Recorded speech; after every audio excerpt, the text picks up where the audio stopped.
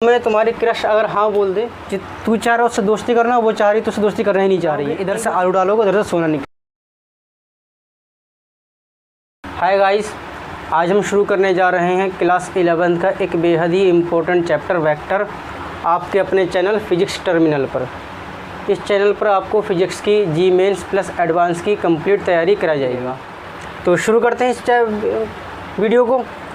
आज का हमारा पहला लेक्चर है चैप्टर वेक्टर, और जो हमारा आज के टुडेज जो गोल होगा वो है इंट्रोडक्शन टू वेक्टर। आज हम सिर्फ वेक्टर के बारे में जानेंगे, वेक्टर क्या होता है, वेक्टर से रिलेटेड कुछ पॉइंट्स जानेंगे हम, और टाइप्स ऑफ वेक्टर, या फिर कुछ बुक्स में लिखा हुआ होता है टर्मिनोलॉजी रिलेटेड टू वेक्टर। इस तरीके से भी ये वाला टॉपिक तुम्हें लिखा हुआ मिलेगा। आज हमारा लेक्चर सिर्फ इसी चीज़ को कवर अप करेगा। बेसिक है आज, क्योंकि किसी भी चीज़ की बिल्डिंग स्ट्रॉन्ग तभी होती है जब फाउंडेशन उसके स्ट्रॉन्ग हो। ठीक है, तो आज हम सिर्फ फाउंडेशन आज हम सिर्फ बेसिक क्लियर करेंगे, बेस बनाएंगे। उसके बाद जो अगले लेक्चर लेकर आएंगे हम, अगले लेक्चर में हम वेक्टर एडिशन भी होगा, ठीक है, और वहाँ पर हम कुछ सवाल भी लेकर आएंगे। तो आज का हमारा सिर्फ बेसिक रहता है। शुरू करते हैं अपने आज का पहला टॉपिक है इंट्रोडक्शन टू वेक्टर। जानते हैं वेक्टर क्या होता है। मैं ये सब मिटा देता हूँ जिससे कि स्पेस ज़्यादा हो हमारे पास। वेक्टर को शुरू करने से पहले मैं तुम्हें बताऊंगा फिज़िकल क्वांटिटीज़। यहाँ से हम शुरू करते हैं, बेसिक से लेकर चलते हैं, बिल्कुल बेसिक से लेकर चलेंगे और एडवांस लेवल तक ले जाकर हम तुम्हें तैयार कर देंगे। ठीक, तो शुरू करते हैं। पहला टॉपिक है हमारा फिज़िकल क्वांटिटीज़। फिज़िकल क्वांटिटीज़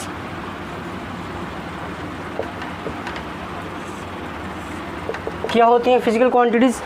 तो फिज़िकल क्वांटिटीज़ के बारे में समझो कि ऐसी सारी क्वांटिटीज़ जिसे हम किसी भी मेजरिंग इंस्ट्रूमेंट के ज़रिए मेज़र कर सकें, किसी भी इंस्ट्रूमेंट के ज़रिए अगर हम मेज़र कर सकें तो ऐसी क्वांटिटीज़ को हम फिज़िकल क्वांटिटीज़ बोलते हैं। यानी सिंपल भाषा में, आम शब्दों में कहें तो जिन्हें मापा जा सके या फिर जिन्हें तोला जा सके, ऐसी सारी क्वांटिटीज़ को हम फिज़िकल क्वांटिटीज़ बोलेंगे।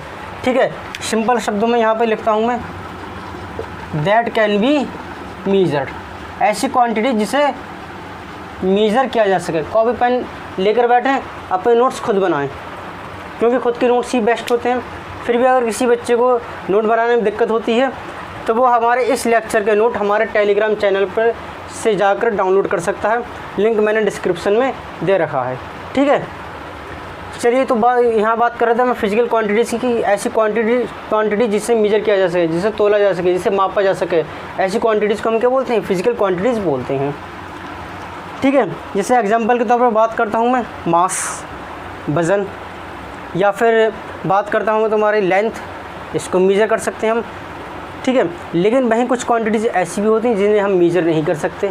एग्जाम्पल के तौर पर बताऊँ, यहाँ एग्जाम्पल दूँ, फीलिंग, जैसे खुशी, जैसे गम, जैसे गुस्सा, इसे तुम मेज़र नहीं कर सकते किसी भी मेजरिंग इंस्ट्रूमेंट के ज़रिए। यानी कि जब तुम्हें तुम्हारी क्रश अगर हाँ बोल दे तो उस समय तुम्हें जो खुशी मिलती है वो खुशी तुम मेज़र नहीं कर सकते किसी भी चीज़ के ज़रिए। ऐसा नहीं कि चलो दिल से हमने खुशी निकाली और रखा किसी भी मेजरिंग इंस्ट्रूमेंट पर, किसी भी बैलेंस पर रखा, जिसे बोलते हैं तराजू हिंदी में, और तोल लिया कि हाँ हमें आज हमारी क्रश ने हाँ बोल दिया तो चलो इतनी खुशी मिली, देखते हैं तोल के कितनी खुशी मिल गई, 1 किलो 2 किलो, हम नहीं मेज़र कर सकते। या दूसरी तरफ हाँ मना कर दे तो जो हमें गम होता है तो वो हम गम भी मेज़र नहीं कर सकते, भी कितना गम इसमें है ये भी हम मेज़र नहीं कर सकते। तो ऐसी क्वांटिटीज़ को हम मेज़र नहीं कर सकते, ये फिज़िकल क्वांटिटीज़ नहीं आएंगे। लेकिन जहाँ मास हो गया, तुम्हारी लेंथ हो गई, तुम्हारे यहाँ पर डिस्टेंस, इन सब चीज़ों को मेज़र किया जा सकता है। तो इन चीज़ों को बोलते हैं हम फिज़िकल क्वांटिटीज़। मैथमेटिकली इसे रिप्रेजेंट कैसे करते हैं, दिखाते कैसे हैं मैथमेटिकली, ज़रा दिखाता हूँ मैं तुम्हें मैथमेटिकली। पी क्यू मतलब physical quantity is equal to N U. P Q ये फिज़िकल क्वांटिटी हो गई, ये है फिज़िकल क्वांटिटी।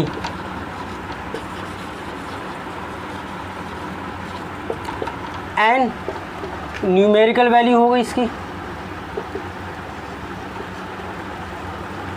यू हो गई यूनिट। जैसे एग्जांपल के तौर पर मास है तुम्हारे पास, अगर तो ये मास 5 किलोग्राम मास है तुम्हारे पास, तो कैसे लिखोगे, mass is equal to 5 kilogram. तो यहाँ पे ये जो मास है ये हो गई तुम्हारी फिजिकल क्वांटिटी 5, ये न्यूमेरिकल वैल्यू हो गई, और ये किलोग्राम इसकी यूनिट हो गई। समझ में आया फिजिकल क्वांटिटी के बारे में, ठीक है। तो और वीडियो पॉज करके नोट कर सकते हैं किसी को और नोट करना हो। वैसे मैंने टेलीग्राम चैनल पे जो मैंने पीडीएफ डाउनलोड किया, पीडीएफ जो मैंने वहाँ पर अपलोड किया है, सॉरी डाउनलोड बोला मैंने, गलती से बोल दिया, अपलोड किया है मैंने, तो उसमें मैंने ये सारी चीज़ें डाल रखी हैं, वहाँ जाकर आप डाउनलोड कर सकते हैं, ठीक है। चलिए अब फिजिकल क्वांटिटीज़ को हम क्लासीफाई करते हैं, ठीक है। फिजिकल क्वांटिटी क्लासिफिकेशन है, जैसे हम स्कूल में क्लासिफिकेशन करते हैं स्टूडेंट्स का कि ये एनसी में है, ये एलकेजी, यूकेजी, फिर तुम्हारा फर्स्ट सेकंड थर्ड, इवन के क्लास का भी हम क्लासिफिकेशन करते हैं। सेक्शन ए में है, सेक्शन बी में है, सेक्शन सी में हो, सेक्शन ए में तुम हो, तुम्हारी क्लास सेक्शन बी में है। इस तरीके से हम क्लासीफाई करते हैं स्कूल में स्टूडेंट्स का, या हाउसेस की बेसिस पे कि red house, yellow house, blue house, green house करके क्लासिफिकेशन करते हैं स्कूल का में स्टूडेंट्स का। तो यहाँ पर ही हम देखो फिजिकल क्वांटिटीज़ का भी क्लासिफिकेशन करते हैं। यहाँ पर फिजिकल क्लासिफिकेशन किस तरीके से होगा, 2 तरीके से क्लासिफिकेशन होता है फिजिकल क्वांटिटीज़ का। जैसे स्कूल में स्टूडेंट्स का होता है, एक तो क्लास वाइज क्लासिफिकेशन होता है, जैसे कंपटीशन होते हैं तुम्हारे स्कूल में कंपटीशन, अगर होते हैं तुम्हारे स्कूल में तो ठीक है भाई, हमारे स्कूल में तो हुआ करते थे, अब तुम्हारे स्कूल में अगर नहीं होते हो तो अलग बात है। तो फिजिकल क्वांटिटीज़, तो वहाँ पर क्या हुआ करता था, कंपटीशन 2 तरीके से हुआ करते थे, क्लास वाइज कंपटीशन हुआ करता था और हाउस वाइज भी कंपटीशन हुआ करता था। तो वहाँ स्टूडेंट्स को 2 तरीके से क्लासीफाई कर दिया जाता था, क्लास वाइज, हाउस वाइज। वैसे ही तुम्हारे स्कूल में भी ऐसा होता होगा। वैसे ही यहाँ पर फिजिकल क्वांटिटीज़ के भी 2 तरीके से क्लासिफिकेशन होता है। पहला है बेस्ड ऑन डिपेंडेंसी, डिपेंडेंसी के बेसिस पर किस तरीके से होती हैं फिजिकल क्वांटिटीज़, और डायरेक्शन की प्रॉपर्टीज़ पर, बेस्ड ऑन डायरेक्शनल प्रॉपर्टी, ठीक है। ये लिखता हूँ मैं यहाँ पर, based on dependency, based on dependency, और ये जो होती हैं ये होती है based on directional property, directional property. Writing मेरी थोड़ी सी ज़रा कुछ ज़्यादा ही अच्छी है, समझना, थोड़ी कोशिश करना, कोऑपरेट करना हमारे साथ। डिपेंडेंसी की बेसिस पर होती हैं 2 तरीके से, अगेन यहाँ पे 2 तरीके से क्लासिफिकेशन है। एक तो होती हैं फंडामेंटल क्वांटिटीज़, फंडामेंटल क्वांटिटीज़, और दूसरी क्या होती हैं, ड्राइव्ड क्वांटिटीज़, ठीक। फंडामेंटल जैसे मास, लेंथ, ठीक है, और ड्राइव्ड क्वांटिटीज़ तुम्हारी जैसे स्पीड, ये तुम्हारी ड्राइव्ड क्वांटिटीज़ आ जाएंगी।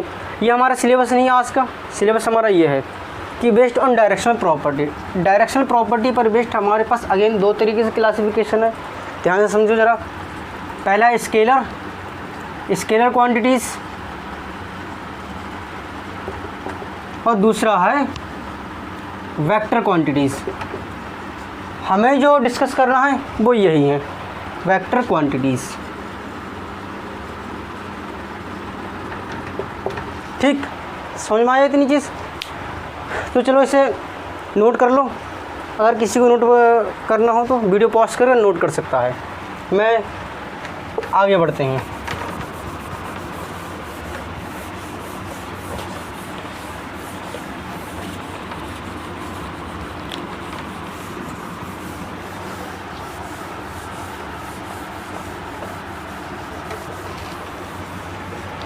तो हमने जाना कि डायरेक्शन के बेसिस पर 2 तरीके से क्लासिफिकेशन कर रखा है, पहला है स्केलर, दूसरा है वेक्टर। ज़रा अब देखते हैं इनके बारे में क्या होती हैं। 9th में पढ़कर आए हो तुम, यहाँ हल्का सा रिवीजन करते हैं स्केलर का, फिर मेन हमारा टॉपिक वेक्टर रहेगा। चलिए पहले बात करते हैं स्केलर क्वांटिटीज़ की, स्केलर क्वांटिटीज़ की। देखो फिजिक्स में, या फिर हम ऐसे बोले हमारी डेली लाइफ में बहुत सारी क्वांटिटीज़ ऐसी होती हैं, या ऐसे बोले कुछ क्वांटिटीज़ ऐसी होती हैं जिनके साथ डील करने के लिए, जिन्हें समझने के लिए, जिन्हें पढ़ने के लिए, जिन्हें लिखने के लिए, जिन्हें डेली लाइफ में यूज़ करने के लिए हमें सिर्फ उनकी न्यूमेरिकल वैल्यू की ज़रूरत पड़ती है।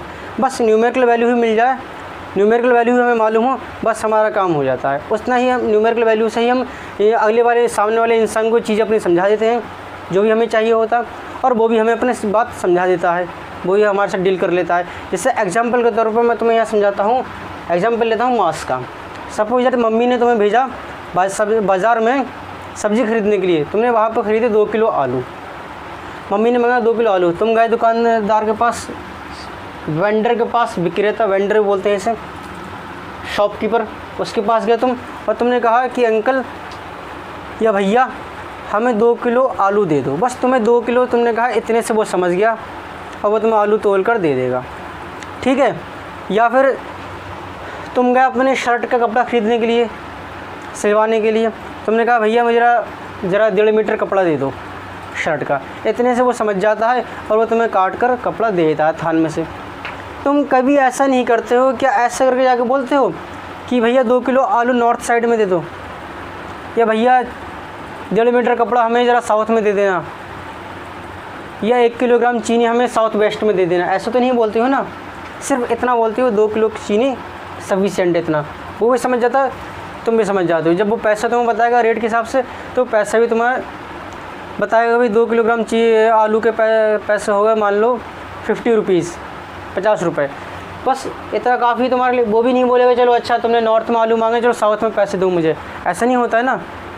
तो ऐसी कुछ क्वांटिटी जिनके साथ हमें सिर्फ मैग्नीट्यूड की ज़रूरत पड़ती है, या जिनके पास सिर्फ मैग्नीट्यूड होता है, उन्हें हम बोलते हैं स्केलर क्वांटिटीज़। तो यहाँ लिखता हूँ मैं सिर्फ कि इनके पास क्या होता है, ओनली मैग्नीट्यूड, बस सफिशिएंट है इतना इन्हें समझाने के लिए, इन्हें डील करने के लिए, कि इनके पास सिर्फ मैग्नीट्यूड होता है। अब जैसे यहाँ पर इसके एग्जाम्पल की बात करता हूँ मैं, एग्जाम्पल की बात कर लें अगर हम, तो एग्जाम्पल क्या होते हैं ज़रा कमेंट बॉक्स में टाइप करके बताओ। 9th में पढ़ कर आए हो तुम, जैसे मास सही है, और बताओ ज़रा लेंथ बिल्कुल सही, आगे और बताओ, ठीक है, स्पीड, होशियार बच्चे हो, ज़रा और बताओ, डिस्टेंस, ठीक है, etcetera etcetera and many mores, work, power, energy, ऐसे बहुत सारे इसमें एग्जांपल हो जाएंगे तुम्हारे, ठीक है। चलिए इतना सफिशिएंट हमारे स्केलर के लिए।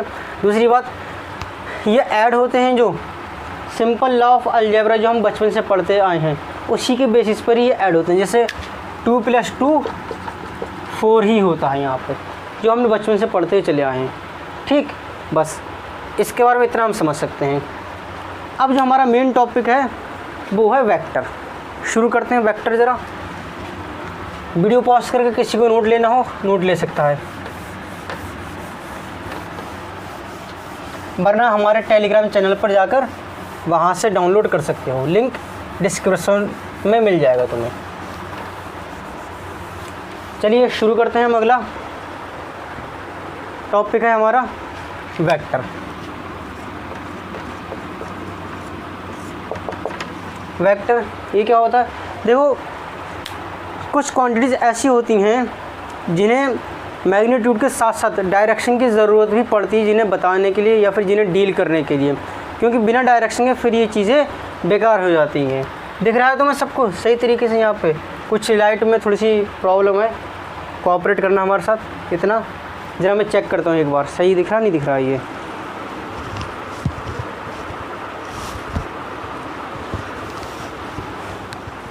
हाँ ठीक है, तो मैं बात कर रहा था वेक्टर की। हाँ कि कुछ क्वांटिटीज़ ऐसी होती हैं जिन्हें डेली लाइफ में इस्तेमाल करने के लिए, डील करने के लिए उनके साथ, उनको समझने के लिए, समझाने के लिए, पढ़ने के लिए, पढ़ाने के लिए, जिन्हें लिखने लिखाने के लिए हमें क्या ज़रूरत पड़ती है, जिनकी चीज़ों की डायरेक्शन की ज़रूरत पड़ती है, मतलब उन्हें ओवरऑल डील करने के लिए हमें डायरेक्शन की ज़रूरत पड़ती है। तो ऐसी क्वांटिटीज़ को हम बोलते हैं वेक्टर क्वांटिटीज़, ठीक है।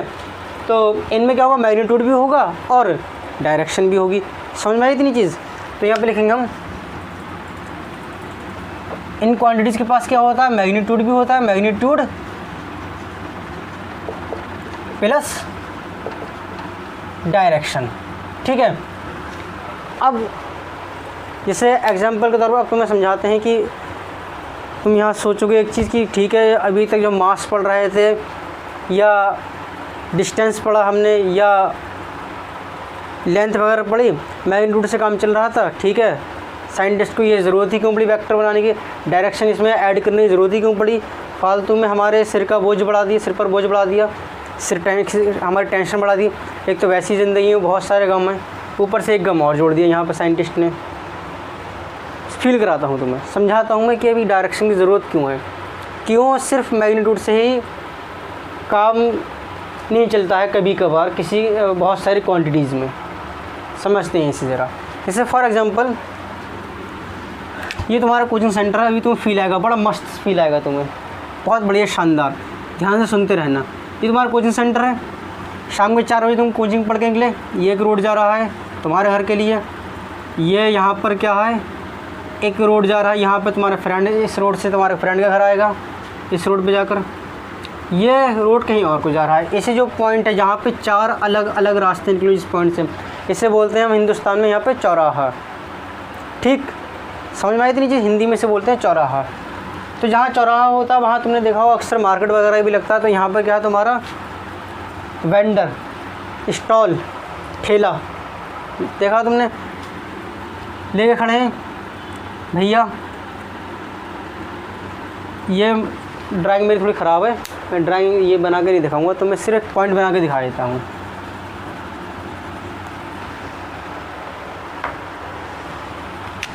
यहाँ पे ये एक स्टॉल है चाट का, बर्गर का, मोमो का, मुंह में पानी आता होगा तुम्हारे चलो अच्छा, यहाँ पे तो क्या था, तुम शाम को 4 बजे कोचिंग पढ़ के निकले, यहाँ पे खड़े हो गए, तुमने थोड़ी देर सोचा बतिया भी लेंगे और साथ में बैठ के चाट भी खा लेते हैं। तुम यहाँ बैठ खड़े हो गए, चाट खा रहे हो, तुम अब इमेजिन करो, यहाँ पे कंडीशन हाइपोथेसिस बनाओ, इस तरीके से अपने दिमाग में इमेजिन करो कि यहाँ पे तुम खड़े हो, तुम्हारा इस तरीके से कि तुम्हारा फेस जो है, तुम्हारा फेस है ये, जैसे ये रोड, सपोज दैट ये रोड जा रहा है तुम्हारा, ये रोड जा रहा है और ये स्टॉल है, तो तुम इस तरीके से खड़े हो, ठीक है, मतलब तुम्हारी बैक जो रोड की तरफ है और तुम्हारा फेस स्टॉल की तरफ है। तुम्हारा दोस्त ये इस तरीके से खड़ा है इधर ऐसे, ठीक है, उसका फेस रोड की तरफ है, बैक स्टॉल की तरफ है। अब तुम खड़े होकर खा रहे हो और मुंगरी लाल के हसीन सपने देख रहे हो कि मैं 11th पढ़ लूँ ढंग से, 12th पढ़ूँगा ढंग से और जी मेंस और एडवांस क्रैक करके IIT में एडमिशन लूँगा, बीटेक करूँगा और उसके बाद मैं प्रिया से शादी करूँगा। हसीन सपने मुंगरी लाल के जो कभी पूरे नहीं होंगे। तुम सिर्फ एक ऐसे साइंटिस्ट बनोगे कि ऐसी मशीन बनाओगे, इधर से आलू डालोगे उधर से सोना निकलेगा, बस ऐसे साइंटिस्ट बनोगे, इसके अलावा कोई और तुम्हारी बस की बात नहीं है। खैर मजाक कर रहा हूँ मैं, मेरी दुआ है तुम तो सब कामयाब हो। मजाक के तौर पे कह रहा था कि तुम एक ऐसा साइंटिस्ट बनोगे कि इधर से ऐसी मशीन बनाओगे, इधर से आलू डालोगे उधर से सोना निकलेगा। चलो बात करते हैं यहाँ पर। तो ठीक जब तुम ये खा रहे थे, चाट खा रहे थे, कि उसी टाइम पर यहाँ से इसके निकलती है सुंदर बालिका स्कूटी से। तुम्हारे दोस्त ने कहा, देख कर तुम्हारे दोस्त ने देखा कि आहा बहुत सुंदर बालिका जा रही है, काश इसका नंबर मिल जाए। अब तुम जो हो टाइप सी स्टूडेंट हो। कैसे स्टूडेंट? टाइप सी। तुमने क्या किया, अपने दोस्त की बात पर ध्यान ही नहीं दिया, दिखाने के लिए उसे, सिर्फ उसे दिखाने के लिए। ये नहीं कि ध्यान नहीं दिया, मन में तो तुम्हारे भी लड्डू फूटने लगे, मन में तो तुम्हारी भी लालच आ गया, लेकिन क्या उसे दिखाने के लिए तुमने सिर्फ ऐसे किया शो जैसे तुम्हें उसकी बात में कोई इंटरेस्ट ही नहीं है। अब तुमने क्या किया, जल्दी जल्दी उसको ये बात सुनने के बाद तुमने उसे जल्दी जल्दी वहाँ से निपटाया कि यार मम्मी की कॉल आ रही, मुझे शाम को मम्मी के साथ अभी मंदिर भी जाना है और जल्दी चलते हैं। मंदिर तो नहीं जाना है, तो मैं खाली बहाना बना दिया। तुमने अपने दोस्त को यहाँ से टरका दिया कि चल जा फूट। अब क्या हुआ इसके बाद, तुमने सोचा अभी निकले हुए मुश्किल से 2 मिनट हुए हैं, 2 मिनट में इसने स्कूटी से हो सकता है सिर्फ 500 मीटर की दूरी तय की हो। तुमने क्या किया, ये सोच के चल दिए तुम इस रोड पे, इस तरफ 500 मीटर। अरे तुम 500 मीटर यहाँ पे चल दिए, 500 मीटर तक आ गए। तुमने सोचा कि मैं जाकर वहाँ पर हो सकता है मेरा काम बन जाए, नंबर का आदान प्रदान मेरे साथ हो जाए। और तुम इस सोच के साथ, इस उम्मीद के साथ, बहुत ज़्यादा दिल में उम्मीद लेकर यहाँ पर आ गए 500 मीटर। लेकिन क्या हुआ, 500 मीटर तुम आ गए, लेकिन हुआ क्या, क्या तुम्हें कुछ मिला? तुम्हारे हाथ में कुछ भी नहीं आया, बाबा जी का ठुल्लू तुम्हारे हाथ में आया, बाबा जी का ठुल्लू, कुछ नहीं आया। क्यों? क्योंकि तुम्हारे डायरेक्शन तो पता ही नहीं है कि किस डायरेक्शन में जा रही है। पता क्या किसी तुमने अपने दोस्त से, ये तुमने देखा उसकी तरफ नहीं देखा ना, तुमने देखा ना अपने दोस्त से पता किया, तुमने क्या किया, बस यहाँ 500 मीटर आ गए बिना डायरेक्शन के। अब देखो यहाँ पर समझो तुम्हारे पास मैग्नीट्यूड तो था, मैग्नीट्यूड था तुम्हारे पास, लेकिन बिना डायरेक्शन के ये मैग्नीट्यूड तुम्हारा क्या हो गया, तुम्हारे लिए बेकार, सिर्फ बाबा जी का ठुल्लू और कुछ नहीं, इसके अलावा कुछ भी नहीं हासिल हुआ तुम्हें यहाँ पे, क्योंकि तुम्हारे पास डायरेक्शन नहीं थी। अब फील हुआ वेक्टर का कि डायरेक्शन क्यों ज़रूरत है, डायरेक्शन की क्यों ज़रूरत पड़ती है, डायरेक्शन क्यों ज़रूरी है हमारे लिए। समझ में आया इतनी बात? चलिए, वेक्टर फील हुआ मस्त अच्छी तरीके से। चलिए, अगर हुआ हो तो लाइक करें। तो ये हो गया तुम्हारा वेक्टर का फील, यहाँ पर आ गया होगा, उम्मीद है मुझे कि वेक्टर का फील आ गया होगा तुम्हें। चलिए, लेकिन मेरा एक सवाल यहाँ पर है, चलो तुम्हारे साथ थोड़ा सा खेल करते हैं, खेलते हैं तुम्हारे साथ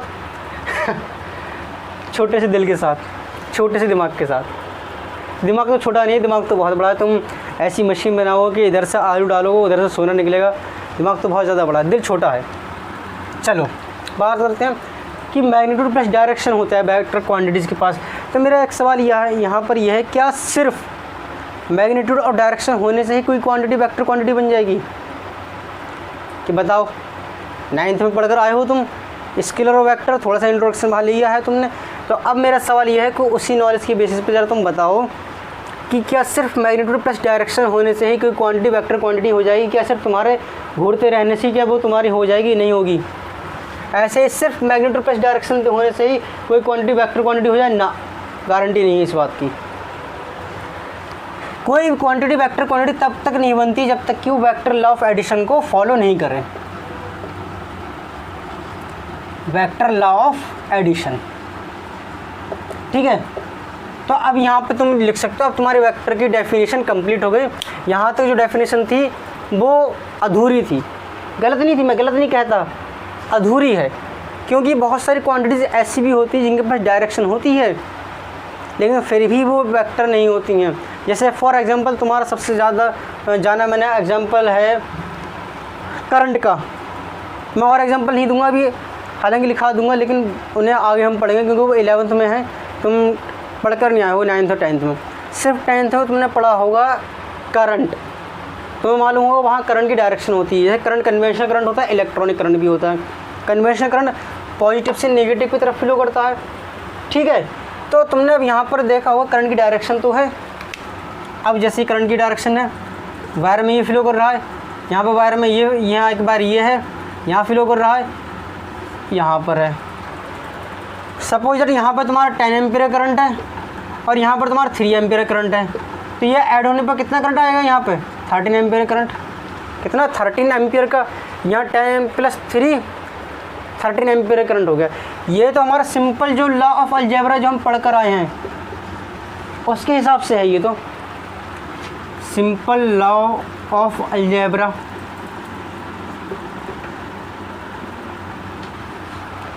तो ये तो तुम्हारा वेक्टर क्वांटिटी नहीं हुई। तो ऐसा भी होता है, किसी क्वांटिटी के पास डायरेक्शन हो लेकिन फिर भी वो वेक्टर क्वांटिटी नहीं हो सकती। ध्यान रखना कि जब तक ये चीज़ ना हो, ये बहुत इम्पोर्टेंट है, अंडरलाइन कर लो इस चीज़ को, कि जब तक अगर कोई क्वांटिटी इस चीज़ को फॉलो नहीं कर रही है, वो वेक्टर लॉ ऑफ एडिशन को फॉलो नहीं कर रही है, तो वो वेक्टर नहीं कहलाई जाएगी। ये तुम्हारी कंप्लीट डेफिनेशन होगी वेक्टर की। अब उम्मीद है फील भी आ गया होगा, तो मैं समझ भी आ गया होगा, नोट कर लो। मैं आगे बढ़ता हूँ ज़रा थोड़ा सा। सर ऐसी क्वांटिटीज़ को फिर क्या बोलते हैं? टेंसर। एग्जांपल स्ट्रेन क्या होता है, आगे पढ़ोगे। मोमेंट ऑफ इनर्शिया, ये सर कौन कौन सी चीज़ बता रहे हो ये? अरे आगे पढ़ोगे तुम, अभी देखते जाओ, ठीक है। मैं लिखा दूँगा यहाँ पे भी, समझ में आया इतना। इसके एग्जांपल की अगर हम बात कर लें तो मोस्ट कॉमन एग्जांपल है फोर्स। फोर्स की डायरेक्शन होती है, जिधर को मैं फोर्स लगाती हूँ चीज़ उधर को ही जाती है, या रोकने के लिए जिधर को लगाओ फोर्स, ऑब्जेक्ट उस डायरेक्शन में स्टॉप हो जाएगी तुम्हारी, ठीक है। Force, velocity, displacement and many more etcetera पढ़ते ही रहोगे तुम, ठीक है। Current density etcetera, electric field intensity, बहुत सारे एग्जांपल हैं, अभी तुम पढ़ोगे। ये सारे ये सारी तुम्हारी क्या होंगे, वेक्टर क्वांटिटीज़ के एग्जांपल हैं। अब ज़रा यहाँ पे हम करते हैं स्केलर और वेक्टर के बीच में difference.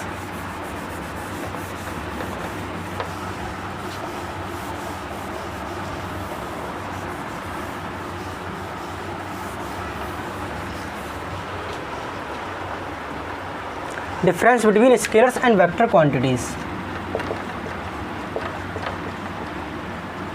Difference between scalars and vector quantities. तो मैं सारा थ्योरेटिकल लगता हुआ, एक्चुअल में है क्या कि आज का लेक्चर सिर्फ बेसिक लेक्चर है।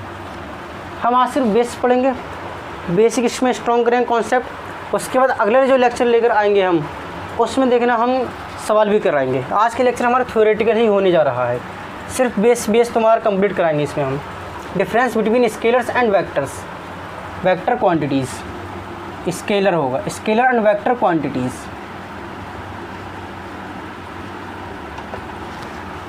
यहाँ लिख लो स्केलर, स्केलर, और यहाँ लिख लो तुम वेक्टर। थोड़ा सा इधर लिख लो वेक्टर, ठीक है। पॉइंट वाइज हम इसमें डिफरेंस बताएंगे, समझते रहना ध्यान से अच्छी तरीके से। पहला डेफिनेशन से ही बना लेते हैं कि इसके पास क्या होता है, सिर्फ मैग्नीट्यूड,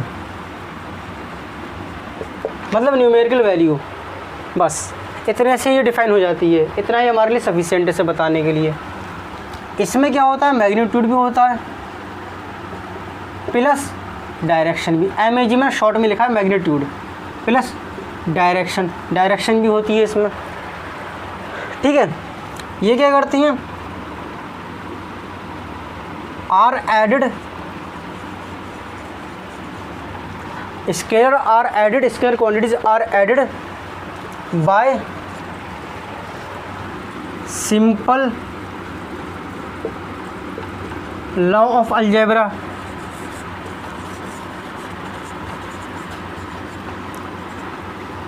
जो हम बचपन में पढ़ते आए हैं, क्लास 6, 7, 8, 9, 10th में जो हमने अलजेब्रा पढ़ा है, उसी अलजेब्रा के हिसाब से ही ये क्वांटिटीज़ ऐड होती हैं। इसके लिए क्या होता है,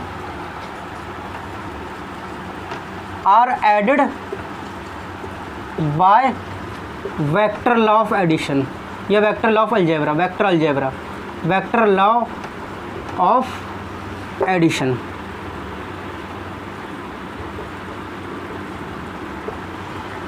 ये देखो वेक्टर लॉ ऑफ एडिशन को फॉलो करती हैं। कैसे समझाता हूँ ज़रा इससे मैं तुम्हें अच्छी तरीके से, एक एग्जांपल के जरिए समझाता हूँ तुम्हें। ज़रा हाइपोथेसिस का यहाँ बनाओ दिमाग में, तो अपने क्रिएट करो।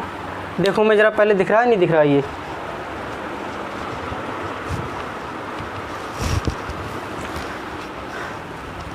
देखो सपोज दैट तुम कोटा में हो, कोचिंग पढ़ के निकले, भूख लग रही है बहुत ज़्यादा, ऊपर से तुमने आज प्रिया को विवेक के साथ देख लिया तो तुम्हें और ज़्यादा गुस्सा है, ठीक है। अब तुम गुस्से में कि तुम्हारे टीचर ने भी तुम्हें इंसल्ट करा, तुमने प्रिया को भी विवेक के साथ देख लिया, एंजल प्रिया को प्रिंस विवेक के साथ देख लिया तुमने, तो तुम और ज़्यादा गुस्सा हो। टीचर ने भी इंसल्ट कर दिया, सवाल भी नहीं हो, तुम बहुत गुस्सा हो, तुम भूखी बहुत लग रही कि आज सब कुछ खा जाऊँगा, तुम बहुत भूख में आए, बहुत भूखे हो, कोचिंग पढ़ के निकले हो। रास्ते में तुम्हें दिखता है एक स्टॉल जिस पर बिकते हैं बर्गर, मोमो, चाउमीन, ये मतलब जंक फूड वगैरह उस पर बिक रहा है। तुमने क्या किया, वहाँ से तुमने उससे कहा कि भाई 3 बर्गर पैक कर दे। कितने बर्गर? 3 बर्गर, 3 बर्गर तुमने पैक करवा लिए। उसी टाइम पर तुम्हारे कमीने दोस्त का फ़ोन आता है कि जिसकी सलाह मान कर तुम्हारा काम बिगड़ गया, बेड़ा गर्क हो गया तुम्हारा, ना तुमसे प्रिया ही राज़ी हुई, ना ही तुमसे कोई सवाल बना। उस कमीने दोस्त का फ़ोन आ जाता है कि हाँ भाई किधर है? तुमने कहा भाई बर्गर ख़रीद रहा हूँ मैं। उसने कहा चले ऐसा कर 3 बर्गर मेरे लिए भी लेते आना। तो अब कितने बर्गर हुए टोटल? 3 + 3 6। तुम्हें अब जो पेमेंट करना होगा वो कितने बर्गर का पेमेंट करना होगा, 6 बर्गर का पेमेंट करना होगा, 6 बर्गर का पेमेंट करना होगा तुम्हें। ठीक है, तो ये क्या हुआ, सिंपल अलजेब्रा को फॉलो करते हुए ऐड हो रहा है। सिंपल अलजेब्रा के बेसिस से ही तुम्हारा ये ऐड हो गया, तुम्हें पेमेंट करना पड़ रहा है।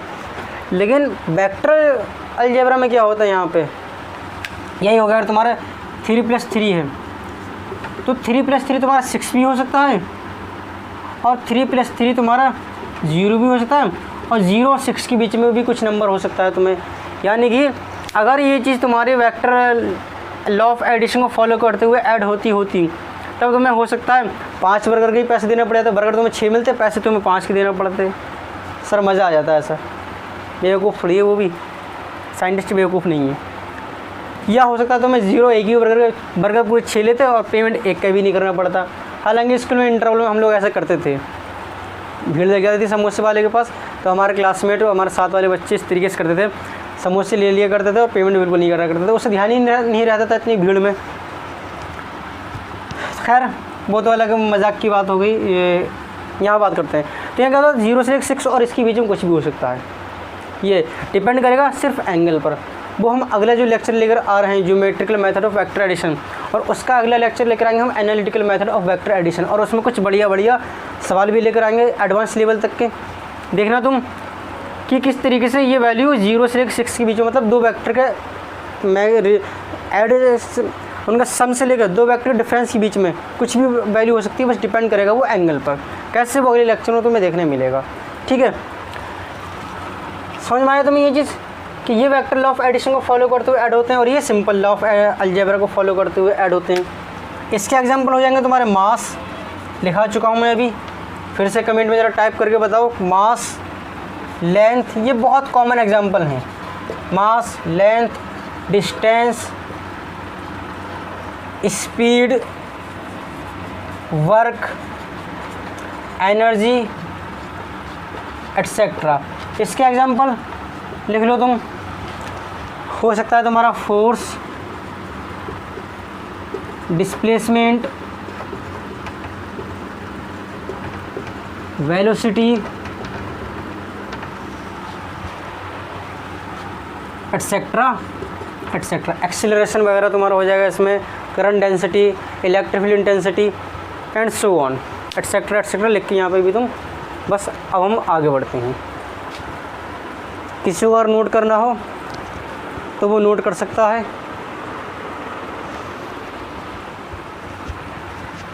वीडियो पॉज करो, नोट कर लें। नालायक बच्चों के लिए हमने टेलीग्राम चैनल पर इस लेक्चर के PDF नोट्स अपलोड कर रखे हैं।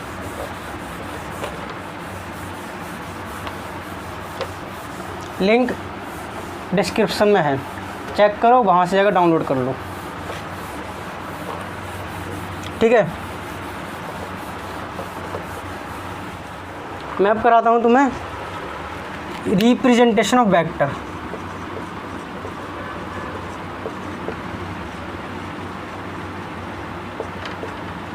यानी कि वेक्टर को रिप्रेजेंट कैसे करते हैं, वेक्टर को दिखाते कैसे हैं, वेक्टर को बनाते कैसे हैं, वेक्टर किस तरीके से लुक करेगा। चलो देखते हैं। इसके लिए 2 तरीके। पहला तो डायग्रामेटिक रिप्रेजेंटेशन होता है, और दूसरा होता है इसका मैथमेटिकल में कुछ सिंबल वगैरह असाइन कर देंगे। डायग्रामेटिक में हम डायग्राम वगैरह बनाएंगे इसका। जैसे हमने क्या किया, डायग्रामेटिक में इसका एक एरो बना लेते हैं, एरो बनाकर हम वेक्टर को दिखाते हैं, यानी बाय एरो किसी वेक्टर को हम रिप्रेजेंट करेंगे। अब एरो में ये क्या होता है, हेड होता है, ये टेल, और ये क्या होगा, इसकी लेंथ हो गई। ये हेड है, ये टेल है, और ये चीज़ क्या पूरी है, ये लेंथ हो गई एरो की। अब इसका हर किसी का अपना एक अलग मतलब रहता है। जैसे हेड बताता है डायरेक्शन, वेक्टर की डायरेक्शन की, वेक्टर किस डायरेक्शन में है, हेड का ये काम रहता है। टेल ये इनिशियल पॉइंट, यानी जहाँ से वेक्टर स्टार्ट हुआ है वो बताता है तुम्हारा इनिशियल पॉइंट। और जो लेंथ होती है एरो की, ये ध्यान रखना, एरो की जो लेंथ होगी ये बताती है मैग्नीट्यूड, यानी न्यूमेरिकल वैल्यू। ठीक है, ये न्यूमेरिकल वैल्यू की ही लेंथ से हमें न्यूमेरिकल वैल्यू के बारे में उसका पता चलता है, यानी मैग्नीट्यूड के बारे में पता चलता है। क्लियर इतनी चीज़। अभी आगे बना के दिखाऊंगा, तो 2-4 सवाल ज़रा तुमसे बनवाऊँगा मैं। मैथमेटिकल देख लेते हैं ज़रा पहले। उससे पहले मैथमेटिकल में हम क्या करते हैं, कोई भी एक लेटर हमने ले लिया और उस लेटर के ऊपर हम क्या करते हैं, ये एरो बना देते हैं। सपोज हमने लेटर लिया ए के ऊपर एरो बना लिया, ए क्या बना दिखा रहा है, ये ए वेक्टर तुम्हारा दिखा रहा है, ठीक है, ये हो जाएगा ए वेक्टर। या फिर HCB में दे रखा है और BM शर्मा में भी दे रखा है कि अगर किसी लेटर को या तो तुम क्या कर दो यहाँ पे बोल्ड, सॉरी काफ़ी गंदा सा डायग्राम बनाइए, गंदा सा हो रहा था, सही करके बनाता हूँ मैं इसे, फिर से ट्राई करता हूँ मैं फिर से। अब थोड़ा सही बन रहा है।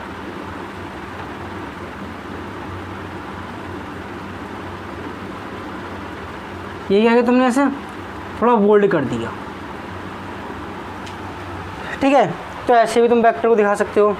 मैग्नीट्यूड इसमें कैसे दिखाएंगे, मैग्नीट्यूड के लिए तुम क्या करोगे, ये वेक्टर है, इसके ऊपर तुमने मॉड लगा दिया, मॉड ए वेक्टर। ये क्या बताता है, मैग्नीट्यूड बताती है, यानी जो न्यूमेरिकल वैल्यू होती है तुम अक्सर लिखे हुए देखते हो, ये F vector is equal to 5 newton वगैरह, तो ये 5 है, ये न्यूमेरिकल वैल्यू हो गई इसकी, यानी मैग्नीट्यूड ये इसके जरिए हम दिखाते हैं यहाँ पे, ठीक है। समझ में आई इतनी चीज़। या फिर सिंपल ए, ध्यान रखना इस बार ए बोल्ड नहीं है, सिंपल ए ये बनूंगा तुम्हारे यहाँ पे, ए यहाँ तुमने बना दिया, इससे तुम्हारा मैग्नीट्यूड पता चल जाता है, ठीक है। जरा वेक्टर बनाओगे, चलो आओ तुमसे 2-4 वेक्टर बनवाते हैं, डायग्राम बनवाएंगे ताकि तुम्हें बनाना आ जाए। वीडियो पॉज करो, ये चीज़ नोट कर लो, अन्यथा फिर से वही चीज़ बार बार हर बार कि मेरे टेलीग्राम चैनल पर जाकर, लिंक डिस्क्रिप्शन में है, नोट्स डाउनलोड कर सकते हो तुम लोग। इसकी एक्सरसाइज जरा मैं यहाँ पे ही करवा देता हूँ तुम्हें। चलो सिंपल शुरू करते हैं हम। जैसे सपोज ए वेक्टर है, सिंपल ए वेक्टर है तुम्हारा 5 यूनिट का। अभी कोई एक आर्बिट्रेरी वेक्टर ले रखा है मैंने, कोई फिजिकल क्वांटिटी नहीं उठाई है, एक आर्बिट्रेरी वेक्टर है ए वेक्टर 5 यूनिट, और आर्बिट्रेरी डायरेक्शन में, किसी भी डायरेक्शन में तुम्हें इसे बनाना है, तो इसे क्या करोगे तुम, बनाने के ए वेक्टर 5 यूनिट का तुम्हें वेक्टर बनाना है। यानी कि अब तुम क्या करो, 5 यूनिट का वेक्टर कैसे बनाओगे, हमारे पास जो जनरली स्केल होता है वो सेंटीमीटर में ही होता है, तो हम क्या करेंगे, लिखेंगे let 1 centimetre is equal to 1 unit. हमने क्या कर लिया, 1 सेंटीमीटर को 1 यूनिट मान लिया।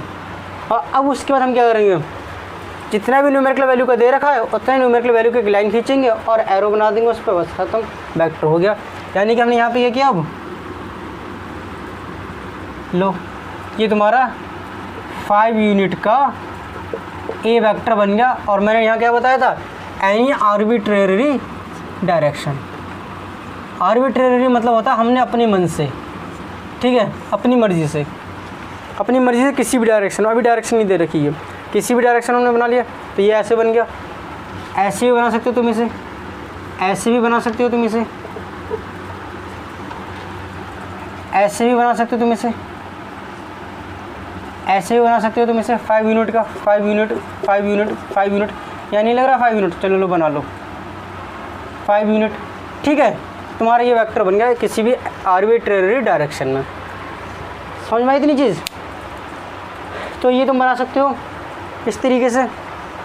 अगर तुम्हें बनाना हो, चलो अब तुम्हें थोड़ा सा डायरेक्शन के बारे में बताते हैं, किसी डायरेक्शन में कैसे बनाओगे वेक्टर, क्योंकि वेक्टर बनाना सीख लो। जो हम अगले लेक्चर लेकर आएंगे, geometrical method of vector addition, उसमें देखो ये वेक्टर डायग्राम बना कर ही हमें क्वेश्चंस को सॉल्व करना होगा। इसलिए तो मैं बता रहा हूँ, तुम्हें थोड़ा सा कॉपी पे अपनी प्रैक्टिस करो इसकी मेरे साथ साथ, जिससे तुम्हें ये चीज़ बनाना आ जाए और आसानी से तुम अगले लेक्चर में फिर तुम्हें कॉन्फिडेंस मिले काफ़ी। इसलिए बेसिक करा रहा हूँ मैं, और कोई मकसद नहीं है मेरा बेसिक कराने का। मैं चाहूँ तो तुम्हें डायरेक्ट एडवांस लेवल पर लेकर शुरू करा दूँ मैं यहाँ पे, लेकिन कोई फ़ायदा नहीं उससे जब तक बेसिक ही नहीं बनेंगे, ठीक है। बन जरा करो अब एनी आर्बिट्रेरी डायरेक्शन ना होकर कि हम कहेंगे इन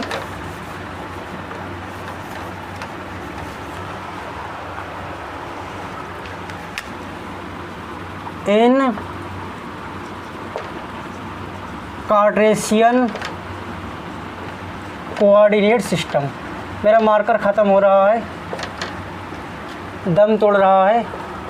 एक बार कैमरे में चेक कर लूँ क्या ढंग से दिख रहा है, या मार्कर चेंज करना पड़ेगा, ज़रा देखता हूँ मैं एक बार।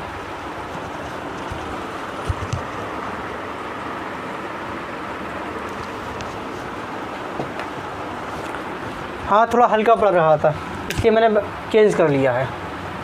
सपोज दैट तुम्हारे पास अब की वेक्टर हो, मैं अब कोई आर्बिट्रेरी वेक्टर नहीं उठाऊंगा, अब की मैं मानूंगा वेक्टर लूँगा कोई फिजिकल क्वांटिटी, जैसे फोर्स का वेक्टर, वेलोसिटी का वेक्टर, ऐसे। सपोज दैट तुम्हारे पास दे रखा है ये इसका वेक्टर कुछ ही मान लेते हैं, चलो फोर्स मान लेते हैं। फोर्स वेक्टर है तुम्हारे पास F = 5 न्यूटन, ये वेक्टर है तुम्हें, और बनाना है तुम्हें से 30 degree from positive x axis. तो कार्टेशियन कोऑर्डिनेट सिस्टम तुम्हें मालूम है, कार्टेशियन प्लेन कोऑर्डिनेट ज्योमेट्री करके आए हो तुम 9th-10th में, की थी वहाँ पर, ये दूसरे क्लास से चक्कर लगाए थे तुमने दूसरे क्लास के, यहाँ तो फालतू में लिख रहे हो कि यहाँ पढ़ाई की थी हमने। तो इसी क्या बोलते हैं, एक्स एक्सिस होती है, ये होती है वाई एक्सिस, ठीक है, एक्सिस ही बोलते हैं इसे ऑर्डिनेट बोलते हैं। ये क्योंकि तुम्हारा इसे इस साइड में होता है positive x axis, negative x axis, positive by axis, negative by axis, first quadrant, second quadrant, third quadrant, fourth quadrant, इतना मालूम है तुम्हें।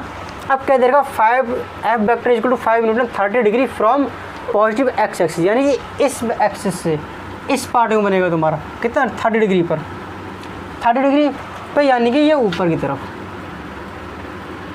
ये इधर। अब तुम कैसे बनाओगे 5 न्यूटन का वेक्टर, तुम यहाँ पे एक काम करोगे, लिखोगे लेट 1 सेंटीमीटर = 1 न्यूटन। कराया था मैंने अभी कि लेट 1 सेंटीमीटर = 1 यूनिट। अब यूनिट की जगह पर न्यूटन भी आ जाएगा तुम्हारा, अगर वेलोसिटी का हो तो मीटर पर सेकंड, एक्सीलरेशन हो तो मीटर पर second square, and so on तुम्हारा हो जाएगा यहाँ पे। तो अब तुम क्या करोगे, स्केल से 5 सेंटीमीटर की तुमने यहाँ पे लाइन ड्रॉ की 30 डिग्री के एंगल पर, ये 30 डिग्री एंगल है, बन गया एफ वेक्टर 5 न्यूटन का। अच्छा 30 डिग्री तुम्हारा ये यहाँ भी जा सकता है, नीचे भी जा सकता है, ज़रूरी एक्स एक्सिस से कि 30 डिग्री यही हो, 30 डिग्री तो नीचे भी जा सकता है, क्योंकि एक्स एक्सिस पॉजिटिव एक्सिस का नीचे एंगल बनेगा 30 डिग्री का, वही तो पॉजिटिव एक्स एक्सिस से बनेगा। तो ये ध्यान रखना कि क्लास 11th में तुमने मैथमेटिक्स में ही पढ़ोगे अभी जाकर, कि जब भी हम एंगल को अगर एंटी क्लॉकवाइज मेजर करना शुरू करेंगे तो लिया जाएगा पॉजिटिव, और जब हम क्लॉकवाइज चलेंगे तब लिया जाएगा वो नेगेटिव, ठीक है। यानी हम ऐसे चल रहे हैं अगर घड़ी की सुई की उल्टी डायरेक्शन में, तब एंगल रहते हैं हमारे पॉजिटिव रहते हैं, और घड़ी की सुई की डायरेक्शन में रहते हैं तो हमारे एंगल क्या होते हैं नेगेटिव। यानी कि अगर यहाँ गिर जाएगा तुम्हारा तो यहाँ लिखा हुआ होगा -30 डिग्री। जैसे फॉर एग्जांपल यही तुम्हारा होता है F vector = 5 Newton -30 degree from positive x axis, तो ये तुम्हारा नीचे की तरफ हो जाता, एफ वेक्टर = 5 न्यूटन 30 डिग्री पर ही, ठीक।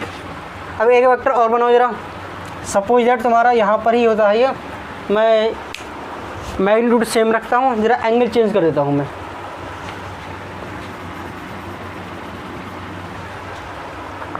ऐसे दे रखा हो 120 degree from positive x axis, तो क्या होगा तुम्हारे यहाँ पे, ये इस तरफ ऐसे बन जाएगा तुम्हारा। ये देखो एंगल पूरा ये कितना आएगा तुम्हारा 120 डिग्री एंगल आ जाएगा तुम्हारे यहाँ पे। ये इसी चीज़ को हम ऐसे भी लिख सकते हैं, इस वेक्टर को हम दूसरे तरीके से कि 30 degree from positive by axis. अब देखो पॉजिटिव बाई एक्सिस से ये क्या होगा तुम्हारा, ये 90, तो ये कितना आएगा तुम्हारा 30 डिग्री आ जाएगा। इसको एक तरीका और है लिखने का कि 60 डिग्री फ्रॉम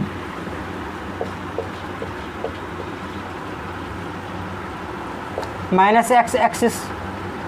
ये देखो ये पूरा 90, ये इतना 30 आ रहा है, पूरा ये 90 आएगा, तो 90 - 30 कितना होगा 60 हो गया। ऐसे भी लिख सकते हो तुम इसे, ठीक है। चलो जरा मैं होमवर्क में तुम्हें कुछ सवाल दे रहा हूँ मैं, और तुम टाइप करके बताना कि कौन से क्वाड्रेंट में वेक्टर आएगा। वेलोसिटी का वेक्टर है 4 मीटर पर सेकंड का, और तुम्हें बनाना है यहाँ पर इसे ये कितना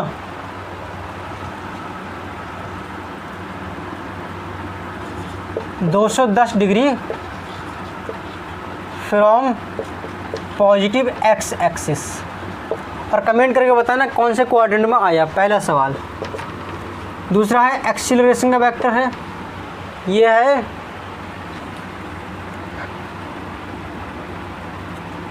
माइनस का एक्सीलरेशन। ज़रा मैं ये बता देता हूँ तुम्हें, एक्सीलरेशन है 2 मीटर पर सेकंड स्क्वायर और माइनस के 270 degree from positive x axis. Comment करके बताओ जरा कौन से क्वाड्रेंट में ये वेक्टर पड़ेंगे। ठीक, एक वेक्टर और देता हूँ चलो मैं तुम्हें, थर्ड डिस्प्लेसमेंट का वेक्टर है। ये कितना है, ये 10 मीटर का, 10 मीटर, और ये हो जाएगा तुम्हारा 90 डिग्री फ्रॉम एक्स एक्सिस। इसकी भी ओरिएंटेशन बतानी है, किस क्वाड्रेंट में पड़ेगा या फिर किस एक्सिस पर पड़ेगा ये। ठीक है, चलिए समझ में आया। ये जो था तुम्हारा कार्टेशियन कोऑर्डिनेट सिस्टम में। ज़रा north south east west direction दे रखी हो तुम्हारा, तो ऐसे सिस्टम में तुम कैसे बनाओगे, और सवाल तुम्हारा ऐसे ही होगा। ऐसे सवाल जो मैंने कराएंगे तो सिर्फ बेस बनाने के लिए था, ऐसा बहुत कम ही आएगा। तुम्हें अधिकतर सवाल इस तरीके से आएंगे कि एक कार इतनी स्पीड से नॉर्थ में जा रही है, फिर ये इतने डिग्री का एंगल पर टर्न होती है नॉर्थ ईस्ट में या साउथ वेस्ट में, इस तरीके से जो भी होते हैं सवाल तो बनाना होंगे। चलो ऐसे में करते हैं डायरेक्शन के हिसाब से।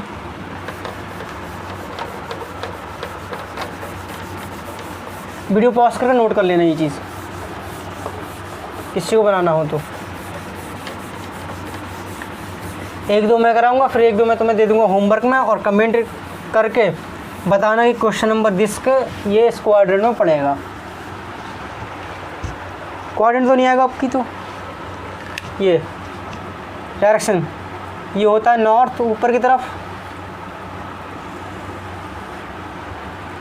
नीचे क्या होता है साउथ, ऊपर नॉर्थ, नॉर्थ साउथ, ये होता है ईस्ट, ये होता है वेस्ट।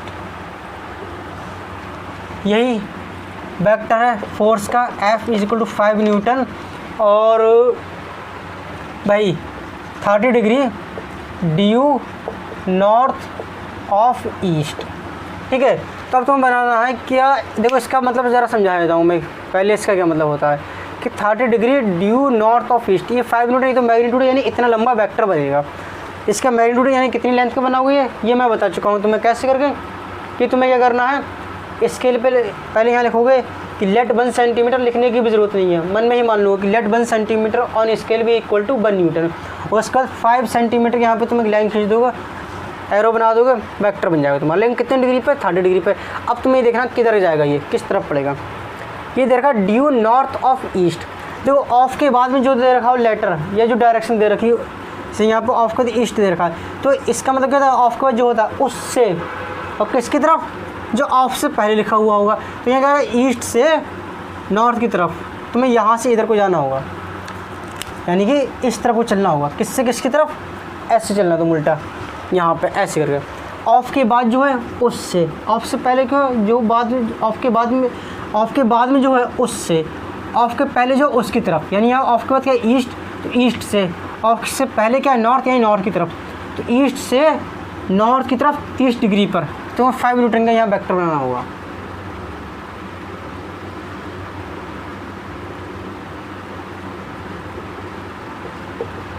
बन गया तुम्हारा ये वेक्टर है F 5 न्यूटन का। ठीक है, दे रखा हो तुम्हारा ये F वेक्टर, अगेन यही 5 न्यूटन और 60 डिग्री ड्यू किस तरफ, नॉर्थ ऑफ वेस्ट, यानी वेस्ट से नॉर्थ की तरफ। तो तुम्हें क्या करना होगा, अगेन पहले समझो इसका मतलब 5 न्यूटन यानी 5 यूनिट 5 न्यूटन का वेक्टर बनेगा, यानी इसकी जो मैग्नीट्यूड बनेगा वो 5 न्यूटन का होगा। कितने डिग्री पर, 60 डिग्री पर।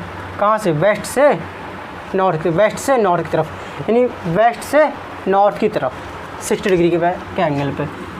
तो तुम्हारा ये वेक्टर यहाँ पे ये बन जाएगा। और तुम्हारा ये ना देकर के इस तरीके से दे रखा हो, F vector is equal to 5 newton और नॉर्थ ईस्ट दे रखा हो। तो नॉर्थ ईस्ट का मतलब क्या होता है, नॉर्थ ईस्ट के बिल्कुल ठीक बीचों बीच में, यानी ठीक बीचों बीच का मतलब क्या है, ये देखो एंगल कितने डिग्री का बनता है, ये एंगल बनता है तुम्हारा 90 डिग्री का। तो 90 डिग्री बिल्कुल ठीक बीच में, यानी 45 डिग्री एंगल के 45 डिग्री के एंगल पर वेक्टर बन जाएगा तुम्हारा।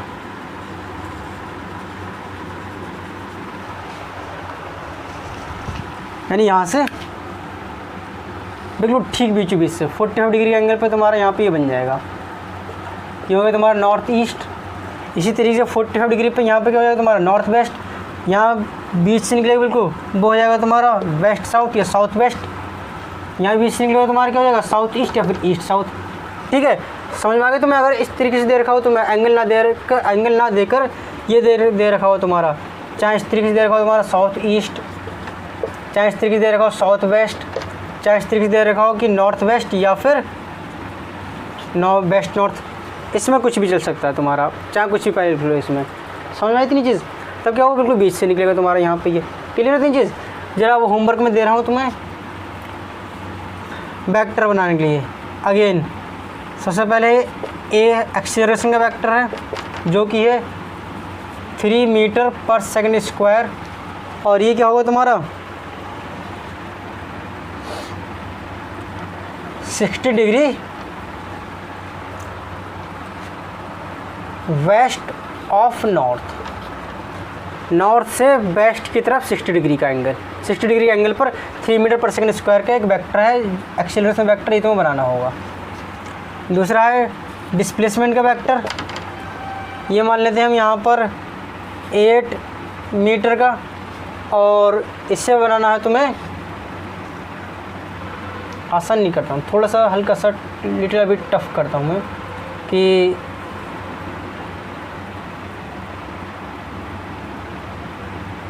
चलो 30 degree south of east. Tough तो नहीं है, आसान ही है, तुम लोग सीख चुके हो अच्छी तरीके से, अच्छी तरीके से तुम्हें समझ में आया, बना लोगे तुम इसे। कमेंट में टाइप करके बताना ये वेक्टर भी कि किस तरफ को जाएगा तुम्हारा ये वेक्टर, या फिर अगर इन्हें कोऑर्डिनेट सिस्टम में मान लें कि ये फर्स्ट कोऑर्डिनेट, ये सेकंड, ये थर्ड, ये फोर्थ, तो किस कोऑर्डिनेट में जाएगा, अगर हम ऐसा मान लें। ठीक है, ठीक समझ में आई इतनी चीज़। जरा इसको नोट कर सकती हो तुम। ज़रूरी नहीं कि हर क्वांटिटी जिसके पास डायरेक्शन हो वो वेक्टर भी हो, ऐसा कुछ ज़रूरी नहीं है कि जिसके पास डायरेक्शन है तो वेक्टर भी है। जैसे करंट मैंने बता ही दिया तुम्हें एग्जांपल, ये सारा कहलाता है तुम्हारा tensor.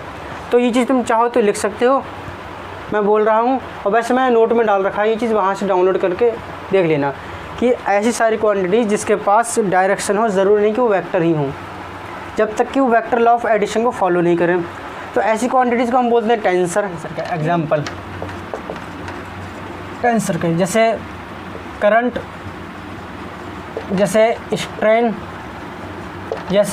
Strain, moment of inertia,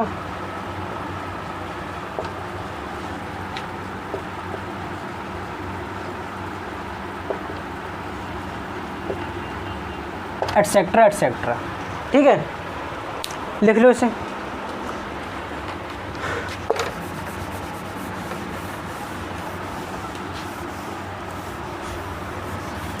अब देखो हम करने जा रहे हैं वेक्टर्स के बारे में कुछ इंपॉर्टेंट पॉइंट्स। ये पॉइंट्स बहुत इंपॉर्टेंट हैं, इन्हें तुम लोग ढंग से अच्छी तरीके से अपने जहन में बिठा भी लेना और नोट भी कर लेना। बहुत इंपॉर्टेंट है ये पॉइंट, तुम्हें काफ़ी ज़्यादा हेल्पफुल हो रहेंगे। हेडिंग डालो सम इम्पोर्टेंट पॉइंट्स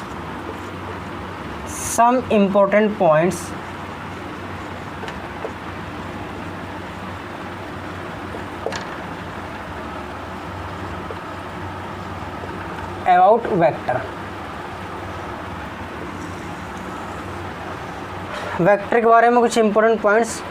सबसे पहला देखो ये वेक्टर हो, कोई भी वेक्टर, इससे अगर हम 2π n डिग्री पर रोटेट करें तो ये वेक्टर की ना तो डायरेक्शन में कोई फ़र्क आएगा और ना ही इसकी मैग्नीट्यूड में कोई फ़र्क आएगा, मतलब वेक्टर चेंज नहीं होता। जैसे तुम्हारा वेक्टर यहाँ पे ये रखा है, अब वेक्टर इस मार्कर को मैं वेक्टर मान लेता हूँ, तो ये वेक्टर तुम्हारे यहाँ पे रखा हुआ है। अब मैं इसे कितना डिग्री पर रोटेट कर रहा हूँ, 2πn। यहाँ पर पाई क्या होता है, 180 डिग्री, और n क्या है, any integer, any positive integer. Negative में मान सकते हो, इसलिए मैं सीधे पॉजिटिव नहीं, नेगेटिव भी मान सकते हो, पॉजिटिव या नेगेटिव।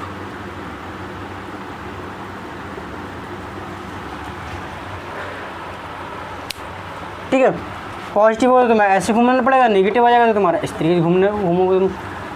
इतना समझ लो तुम इसे कि n क्या इंटीजर है और पाई क्या है तुम्हारे यहाँ पे 180 डिग्री, 2 कितना हो गया तुम्हारा यहाँ पे ये नंबर है, तो 2 की 180 डिग्री से मल्टीप्लाई करेंगे, n की वैल्यू हमने रखी 1, तो 2 की और 1 पाई की वैल्यू रखो 180 डिग्री, यहाँ पर रख दो तो कितना आ जाएगा, 2 × 180 डिग्री 360 डिग्री इंटू 1 360 डिग्री आ जाएगा, यानी 360 डिग्री। फिर n की वैल्यू रखो तुम 2, तो कितना हो जाएगा तुम्हारा ये 720, 2 2 जार 4 4 180 720, फिर n की वैल्यू तुम 3। ठीक है, तो अब कहने का मेरा मकसद ये है, जब तुम इसे 360 डिग्री सीधी सिंपल सी भाषा में समझ लो इसे, किसी वेक्टर को 360 डिग्री या 360 डिग्री के मल्टीपल पे घुमाने पर वेक्टर में कोई फ़र्क नहीं आता। जैसे यहाँ रखा हुआ है ये वेक्टर, इससे मैंने ऐसे करके रोटेट किया, रोटेट करने के बाद मैं इसे वापस यहाँ पर ही ले आया, कितने डिग्री घूमा ये 2π डिग्री घूम गया, यानी 360 डिग्री घूम गया। 360 डिग्री घूमने पे देखो जो इसकी इनिशियल में डायरेक्शन थी, जिस तरफ ये शुरुआत में डायरेक्शन थी इसकी, ये डायरेक्शन थी इसकी शुरुआत में, इस डायरेक्शन में था शुरुआत में ये, और घूमने के बाद भी ये इसी डायरेक्शन में आया। जो इसका मैग्नीट्यूड रोटेट होने से पहले था वही मैग्नीट्यूड इसका रोटेट होने के बाद भी है। अब मैं इसे घुमा देता हूँ कितना 540 डिग्री पे घुमा देता हूँ मैं, लो 720 डिग्री 720 डिग्री पे घुमा दी मैंने इसे, कितना आया यहाँ पर, अगेन यहाँ पर आया ये। ठीक, देखो इसमें कोई फ़र्क नहीं आया, इसमें वेक्टर में कोई भी फ़र्क नहीं आया। तो यहाँ पे क्या होगा, तुम्हारा वेक्टर को किसी भी डिग्री 2π डिग्री घुमाने पर इसमें कोई भी फ़र्क नहीं आता है।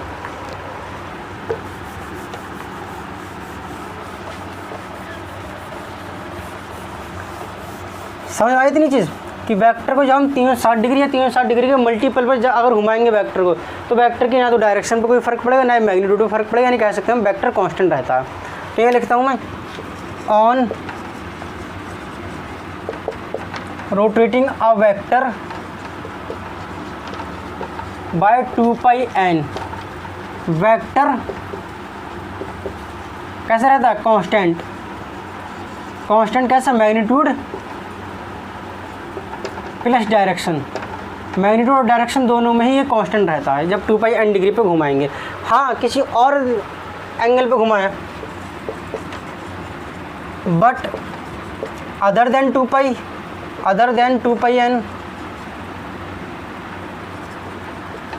और इसके अलावा किसी 2πn के अलावा किसी और एंगल पे घुमाएं, तब ध्यान रखना वेक्टर का मैग्नीट्यूड चेंज नहीं होगा, लेकिन उसकी डायरेक्शन चेंज हो जाएगी। वेक्टर ये रखा है, तुमने ये घुमाया तो देखो अब डायरेक्शन इसकी बदल गई। पहले डायरेक्शन इसकी क्या थी, इस तरफ, ये इस डायरेक्शन में था वेक्टर, मार्कर रखा हुआ पहले इस डायरेक्शन में था, मार्कर को मैंने वेक्टर मान लिया तो पहले ये वेक्टर इस डायरेक्शन में था। अब जब मैंने रोटेट किया तो क्या हुआ, गया ये इधर आ गया, तो अब देखो इसकी क्या होगी, डायरेक्शन चेंज होगी, लेकिन मैग्नीट्यूड अब भी कांस्टेंट रहेगा।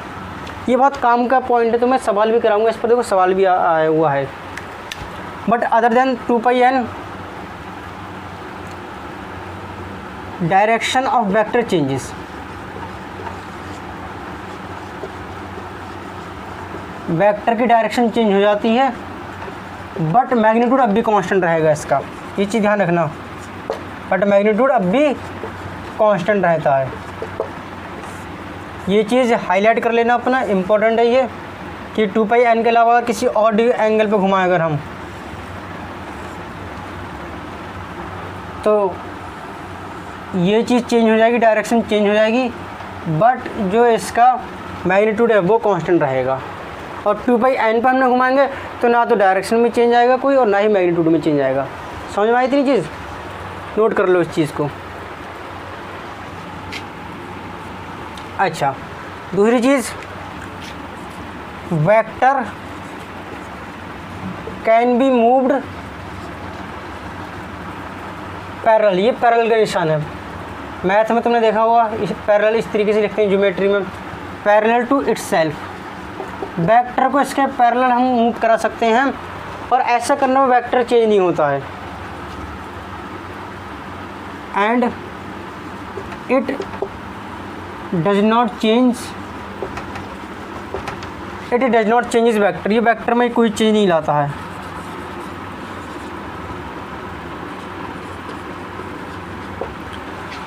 देखो वेक्टर ये रखा हुआ है, इसे हम पैरेलली इसके नीचे भी लेके जा सकते हैं।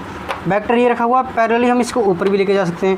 वेक्टर ये रखा हुआ पैरेलल हम इसको आगे भी लेके जा सकते हैं। वेक्टर ये रखा हुआ इसके देखो पीछे भी लेके जा सकते हैं। और ऐसा करने में वेक्टर में कोई फ़र्क नहीं आ रहा है। देखो वेक्टर में दो चीज़ें होंगी, मैग्नीट्यूड और डायरेक्शन। यहाँ पर रखा हुआ था, अब हम इसे जब नीचे लेकर आए तो मैग्नीट्यूड तो अब भी ये रहा, डायरेक्शन हो सकता है चेंज हुई हो, देख लेते हैं ज़रा। ऊपर था तब इसकी डायरेक्शन क्या थी, ये ऐसे करके इस डायरेक्शन में था। जब नीचे आ गया तो डायरेक्शन क्या हुई, अब भी इसी डायरेक्शन में था। तो देखो वेक्टर में ऊपर लेके जाने में, नीचे लेके जाने में, आगे लेके जाने में, पीछे लेकर आने में देखो डायरेक्शन अब भी इसकी सेम रह रही है, और मैग्नीट्यूड भी इसका सेम रह रहा है। तो वेक्टर में कोई चेंज ही नहीं आएगा। तो ये क्या होता है, वेक्टर को हम इसके खुद के पैरेलल मूव कर सकते हैं, और ऐसा करने पर वेक्टर में कोई फ़र्क नहीं पड़ता, वेक्टर पर कोई फ़र्क नहीं पड़ता है। ये चिकना घड़ा बन जाता है ऐसे करने पर। इसमें कुछ भी कहते रहो कोई फ़र्क नहीं पड़ता। जैसे तुम्हें कुछ भी कहते रहो, तुम्हें कोई फ़र्क नहीं पड़ने वाला।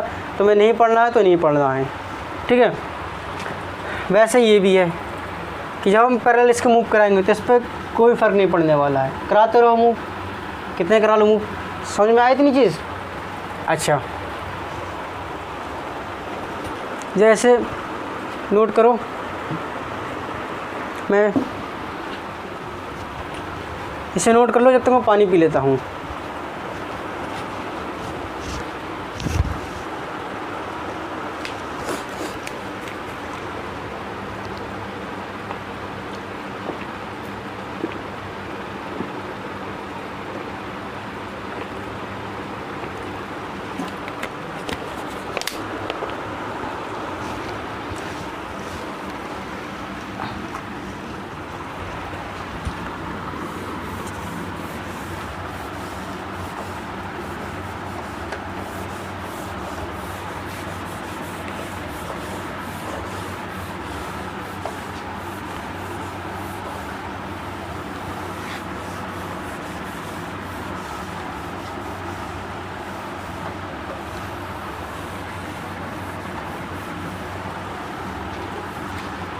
चलिए,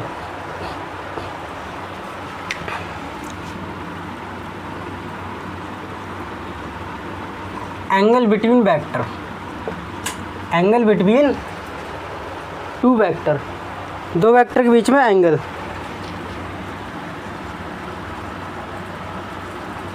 क्या होगा, देखो जब भी दो वेक्टर को टेल टू टेल रखा जाए तो उस रखने के बाद जो भी उनके बीच में छोटा एंगल बनता होगा, स्मॉलर एंगल बनता होगा, वही एंगल हम कंसीडर वहाँ पे किया जाएगा, वही एंगल माना जाएगा। यानी स्मॉलर हाईलाइट कर लेने से स्मॉलर ऑफ द एंगल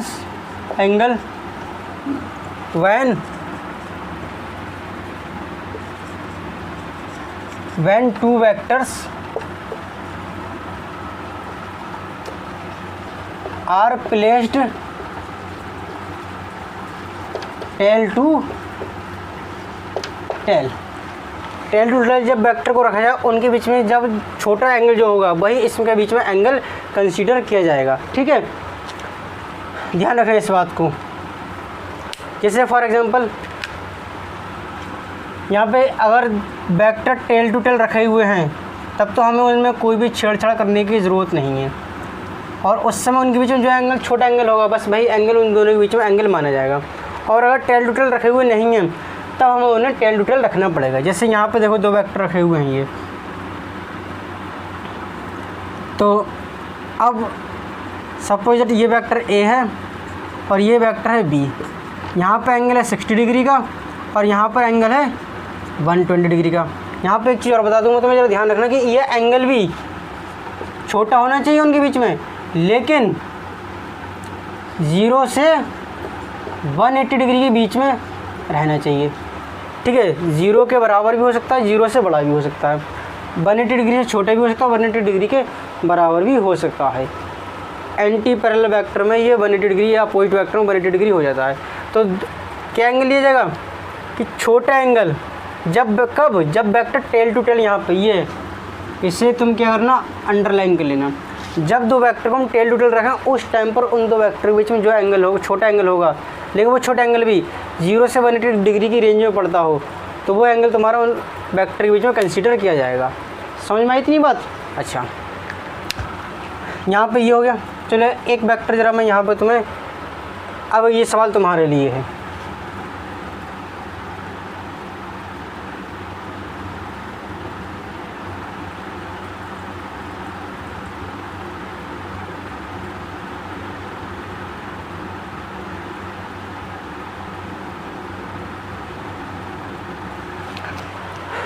ये अब बताओ इन दोनों वेक्टर के बीच में एंगल कितने डिग्री होगा, ए और बी के बीच में?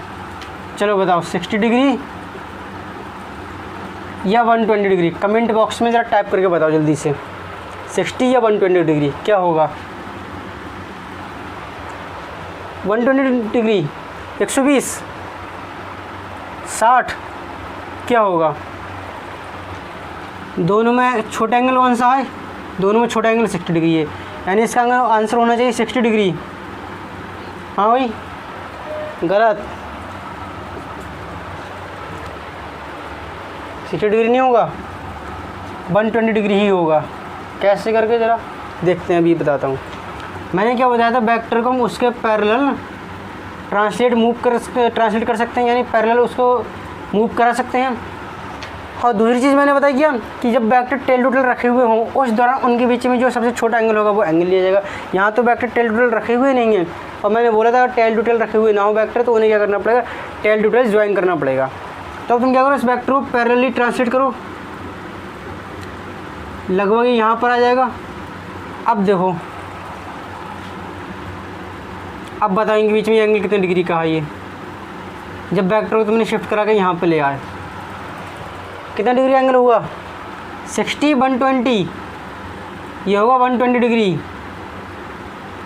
इसका करस्पॉन्डिंग एंगल नहीं है ये? क्या क्लास 9th में नहीं पढ़ा करस्पॉन्डिंग एंगल? ये और ये करस्पॉन्डिंग एंगल है या नहीं है? ये वाला एंगल और ये वाला एंगल करस्पॉन्डिंग है या नहीं है? ये बताओ, करस्पॉन्डिंग एंगल है तो ये होगा तुम्हारा 120 डिग्री। तो इससे वो क्या कहते हैं, इससे तुम धोखे मत पड़ जाना कि छोटा एंगल कौन सा दे रखा है, 60 यहाँ पे 60, यहाँ पे 120, चलो भाई 60। ये भी देखना पड़ेगा तुम्हें कि वो टेल टू टेल रखे हुए हैं या नहीं है। नहीं है तो तुम्हें टेल टू टेल रखना पड़ेगा, उसके बाद फिर तुम देखो उसमें सबसे छोटा एंगल कौन सा बन रहा है। ठीक, तो ये इसका 120 डिग्री जिन्होंने आंसर टाइप किया 120 डिग्री, उनका बिल्कुल सही है आंसर। यहाँ एक चीज़ और बता दूँ मैं, ज़रूर नहीं कि वेक्टर टेल टू टेल रखे हुए हों, लिख सकते हो तुम इस चीज़ को, मैंने नोट्स में भी डाल रखी है ये चीज़ कि हेड टू हेड जब हो तब भी। जनरली बुक्स में तुम्हें टेल टू टेल ही मिलेगा लिखा हुआ, लेकिन हेड टू हेड भी अगर वेक्टर रखे हुए हों तब भी उनके बीच में जो एंगल छोटा एंगल होगा वही एंगल उनके बीच में माना जाएगा। जैसे फॉर एग्जांपल मैं तुम्हें यहाँ पे जरा कराता हूँ, एक वेक्टर ये है, अब एक वेक्टर ये हो, तूने हेड टू हेड है, सपोज दैट इनके बीच में ये एंगल 75 डिग्री का बन रहा है, तो इनके बीच में एंगल कितने डिग्री का माना जाएगा? 75 डिग्री ही माना जाएगा। ठीक है, समझ में आई इतनी बात? कैसे चेक कर सकते हो तुम इसे? पहले इस वेक्टर को तुम यहाँ पे ट्रांसलेट करो पैरेलली, यहाँ पे ले आए तो यहाँ एंगल कितने डिग्री का बनेगा? को इंटीरियर एंगल है ये, और ये दोनों को इंटीरियर एंगल हैं। तो को इंटीरियर एंगल कैसा होता है? सप्लीमेंट्री होता है, यानी उनका सम कितना होता है? 180 डिग्री होता है। तो 75 डिग्री और इसका सम मिला कितना हो जाएगा? 180 डिग्री। तो 75 प्लस ये कुछ भी एंगल है, एक्स मान लेते हैं इसे, इक्वल टू 180 डिग्री। तो एक्स कितना हो जाएगा? 105 डिग्री। यहाँ पे एंगल कितना आ गया? 105 डिग्री आ गया। अब वेक्टर ये अभी भी टेल टू टेल जुड़े हुए नहीं है, जैसे तुम क्या करो, पैरेलल ऊपर की तरफ मूव करा दो, ये पैरेलली ऊपर की तरफ मूव हो जाएगा, मूव करा दोगे तो ये वेक्टर यहाँ पर आ जाएगा तुम्हारा। तो अब ये एंगल कितना था, 105 डिग्री था, और ये एंगल पूरा कितना लीनियर पर बना रहा, तो ये एंगल कितना बचेगा तुम्हारा, 75 डिग्री बचेगा। ठीक है, आई बात समझ में, क्लियर हुए तीनों पॉइंट। तो ये भी है कि जब वेक्टर टेल टू टेल रखे हुए हों या हेड टू हेड रखे हुए हों, तो उस दौरान उनके बीच में जो सबसे छोटा एंगल बनता है वही एंगल कंसीडर किया जाता है दो वेक्टर्स के बीच में, और वो एंगल भी 0 से लेकर 180 डिग्री के बीच में रहनी चाहिए, यानी उसकी रेंज जो होगी 0 से 180 डिग्री के बीच की उसकी रेंज हो जाएगी। क्लियर इतनी चीज़, चलिए नोट कर लो इसे।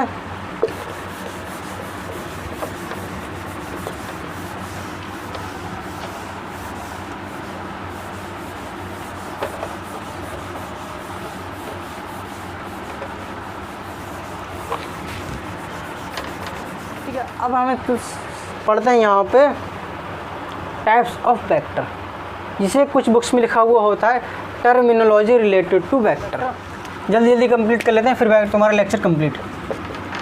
इक्वल वेक्टर क्या होते हैं? ये वेक्टर कोई भी ऐसे दो वेक्टर जिनका मैग्नीट्यूड भी सेम हो और डायरेक्शन भी सेम हो, ऐसे वेक्टर को हम इक्वल वेक्टर बोलते हैं। मैग्नीट्यूड प्लस डायरेक्शन दोनों ही कैसे हो, सेम हो, तो इन वेक्टर्स को हम बोलेंगे इक्वल वेक्टर। जैसे सपोज दैट ये वेक्टर यहाँ हमारे बना लेते हैं हम, यहाँ पे एक वेक्टर ये है और एक वेक्टर ये है, तो यहाँ पे देखो दोनों का मैग्नीट्यूड भी सेम है, सेम है, अब सेम है। देखो इन वेक्टर का मैग्नीट्यूड भी सेम है और डायरेक्शन भी सेम है, तो ये वेक्टर क्या कहलाएंगे तुम्हारे, इक्वल वेक्टर कहलाएंगे। थोड़ी सी हल्की सी नीचे को आ गई, वो डेविएशन हो गया, इतना तुम मैनेज कर लेना, क्योंकि मेरे हल्की सी ड्राइंग हल्की नहीं बहुत ज़्यादा ड्राइंग कमज़ोर हो चुकी है और थी भी। तो इतना समझो तुम यहाँ पे कि दो वेक्टर तुम्हारे इक्वल होंगे तब जब मैग्नीट्यूड और डायरेक्शन उनका सेम हो, एक ही उसमें हो। दूसरी चीज़ कि वो सेम फिजिकल क्वांटिटी को रिप्रेजेंट करते हों, जैसे ये फोर्स का वेक्टर हो सपोज दैट, और ये वेलोसिटी का वेक्टर। अब दोनों की डायरेक्शन भी सेम है, मैग्नीट्यूड भी सेम है, लेकिन इसके बावजूद भी इक्वल वेक्टर नहीं कहलाएंगे, क्योंकि दोनों सेम फिजिकल क्वांटिटी को रिप्रेजेंट नहीं कर रहे हैं। ये ध्यान रखना, इस बात का ध्यान रखना कि कोई भी दो वेक्टर इक्वल तब होते हैं जब वो सेम फिजिकल क्वांटिटी और सेम फिजिकल क्वांटिटी को रिप्रेजेंट करते हो और उनका मैग्नीट्यूड और डायरेक्शन भी सेम हो। ठीक है, अपोजिट वेक्टर, अपोजिट वेक्टर ये क्या होंगे तुम्हारे, ऐसे दो वेक्टर जिनका मैग्नीट्यूड तो सेम हो लेकिन डायरेक्शन क्या हो उनकी, एक दूसरे के बिल्कुल ठीक अपोजिट हो। ठीक है, जैसे ये एक अपोजिट वेक्टर कहलाएंगे। तू और तेरी क्रश, तू चाह रहा है उससे दोस्ती करना, वो चाह रही है तो उससे दोस्ती करना ही नहीं चाह रही है, एक दूसरे के बिल्कुल ठीक अपोजिट चल रहे हो। वैसे ही ये भी है कि ये कि बिल्कुल एक दूसरे के बिल्कुल ठीक अपोजिट चलते हैं, मैग्नीट्यूड सेम रहेगा, बस डायरेक्शन अपोजिट हो जाएगी। वही है मैग्नीट्यूड सेम, डायरेक्शन अपोजिट। इसमें भी एक चीज़ ध्यान रखना कि अगर फिजिकल क्वांटिटी सेम है, सेम फिजिकल क्वांटिटी को रिप्रेजेंट कर रहा है वेक्टर, तब तो ये अपोजिट होंगे, वरना नहीं होंगे। इसमें भी ध्यान रखना कि अगर ये वेक्टर तुम्हारा सपोज वेलोसिटी का हो, ये फोर्स का हो, और तुम कहो ये अपोजिट वेक्टर है, नहीं होंगे। दोनों वेक्टर अपोजिट कब होंगे, जब दोनों सेम फिजिकल क्वांटिटी को रिप्रेजेंट करते होंगे। तो ये नोट में लिख लो कि इक्वल या अपोजिट वेक्टर होने के लिए जो कंडीशन है वो ये है कि सेम फिजिकल क्वांटिटी के वेक्टर होना चाहिए, सेम फिजिकल क्वांटिटी के ये वेक्टर होना चाहिए। ठीक है, क्लियर थी चीज़। इसके बाद तुम्हारे आते हैं कोई इनिशियल वेक्टर।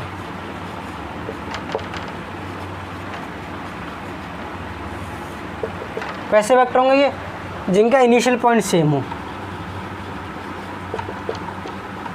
बस इसमें हमें क्या चीज़ देखनी, कॉन्सेप्ट पकड़ो, क्या है कि इनिशियल पॉइंट सेम हो। मैग्नीट्यूड सेम हो भी सकता है, नहीं भी हो सकता है, डायरेक्शन सेम हो भी सकती, नहीं भी हो सकती, लेकिन बस क्या उनका इनिशियल पॉइंट सेम हो। ये तुम्हारा ये वेक्टर है तुम्हारा ये। अब देखो सबकी लेंथ भी अलग अलग है, सबका मैग्नीट्यूड भी अलग अलग है, और सबकी क्या है डायरेक्शन भी अलग अलग है, लेकिन इनका सबका इनिशियल पॉइंट क्या है, सेम है। तो ऐसे वेक्टर को हम क्या कहेंगे, ऐसे वेक्टर हम कहेंगे को इनिशियल वेक्टर।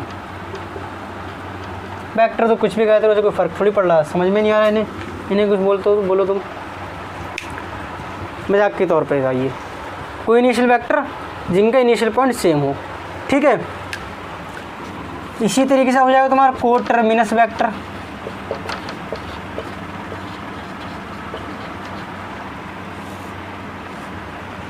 को टर्मिनस वेक्टर क्या होता है, जिनका टर्मिनल पॉइंट सेम हो।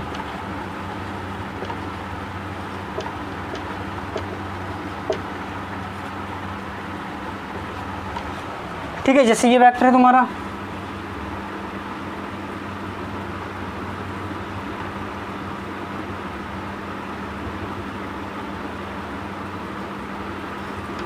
इनका सबका क्या टर्मिनल पॉइंट ये थोड़ा सा ऊपर को, सबका ही टर्मिनल पॉइंट सेम है, तो ऐसे वेक्टर को हम बोलते हैं को टर्मिनस वेक्टर।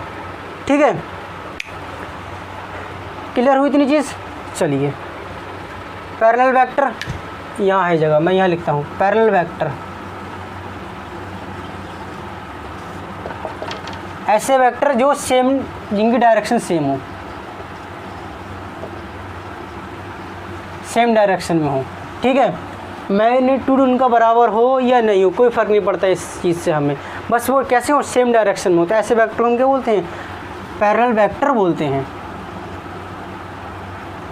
एंगल इनके बीच में कितना रहेगा, एंगल रहेगा इनके बीच में 0 डिग्री का। ठीक है, एंटी पैरेलल या फिर एंटी पैरेलल, एंटी पैरेलल या एंटी पैरेलल वेक्टर।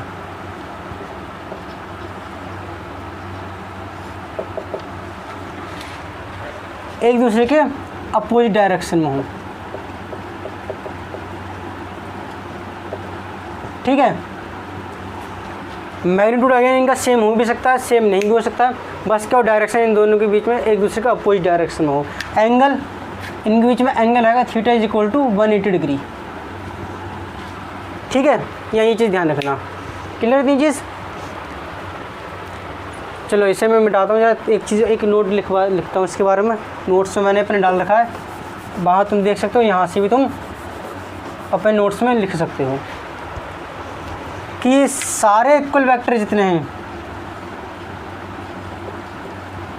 सारे इक्वल वेक्टर जितने भी हैं वो क्या होंगे, पैरेलल वेक्टर होंगे।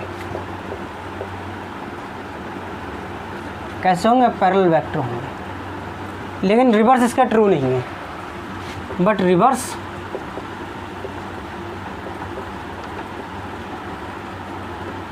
Not true. ठीक है, इसी तरीके से सारे एंटी पैरेलल वेक्टर जो हैं, सॉरी सारे अपोजिट वेक्टर जो हैं, अपोजिट वेक्टर ये कैसे हैं, एंटी पैरेलल वेक्टर होंगे ये। बट यहाँ भी रिवर्स क्या होगा, ट्रू नहीं होगा, but reverse is not true. जैसे सारे क्लास में, एक क्लास में सारे टॉपर बॉयज़ एक दूसरे के फ्रेंड होते हैं, लेकिन सारे टॉपर गर्ल्स एक दूसरे के फ्रेंड नहीं होंगी। ऊपर से तो कितने फ्रेंडशिप दिखाएं, अंदर से फ्रेंड्स नहीं होंगे, लेकिन टॉपर बॉयज़ जो होंगे ऊपर अंदर दिल से भी एक दूसरे के फ्रेंड होते हैं, एग्ज़ाम में हेल्प करते हैं एक दूसरे की। ठीक, लेकिन टॉपर जो गर्ल्स होती हैं वो एक दूसरे की हेल्प नहीं करती, वो एक दूसरे की फ्रेंड नहीं होती हैं। तो क्या वहाँ पे कि टॉपर बॉयज़ तो एक दूसरे के फ्रेंड हैं, बट रिवर्स जो है इसका कि टॉपर गर्ल्स फ्रेंड होंगी ना, वो ट्रू नहीं है। हो भी सकते नहीं होती हैं, अक्सर हमारे क्लास में तो ऐसा नहीं था। ऊपर से तो होती हैं, फ्रेंडशिप दिखाती हैं, अंदर से नहीं होता। यहाँ तक कि अगर एक लड़की अच्छे कपड़े पहन के जाए तो दूसरी वाली को तो जलती है उससे। गर्ल्स डे पर ऐसा होता था कि देखो ऊपर से तो वो करती थी, अंदर से देखो जलती थी। मतलब वो उनकी फीलिंग्स अलग ही आती हैं, अलग ही शब्द आते हैं, मैं यहाँ बोलने नहीं चाहता कैमरे पर। तो ये हो गया तुम्हारा यहाँ पे इसका बारे में। नोट करना हो नोट कर सकते हो। वैसे टॉपर वाइज भी, सारे टॉपर वाइज भी एक दूसरे के फ्रेंड नहीं होते हैं। समझाने के लिए मैंने एग्जांपल दिया था यह सच है कि सारे टॉपर वाइज भी एक दूसरे के फ्रेंड नहीं होते हैं। जो टाइप सी स्टूडेंट होते हैं ना, टाइप सी स्टूडेंट में मैंने एक चीज़ देखी है कि वो एक दूसरे के फ्रेंड नहीं होंगे। टॉपर होंगे क्लास में, लेकिन अगर दोनों ही टॉपर स्टूडेंट या एक भी उसमें से टाइप सी स्टूडेंट है तो वो फ्रेंड नहीं होगा।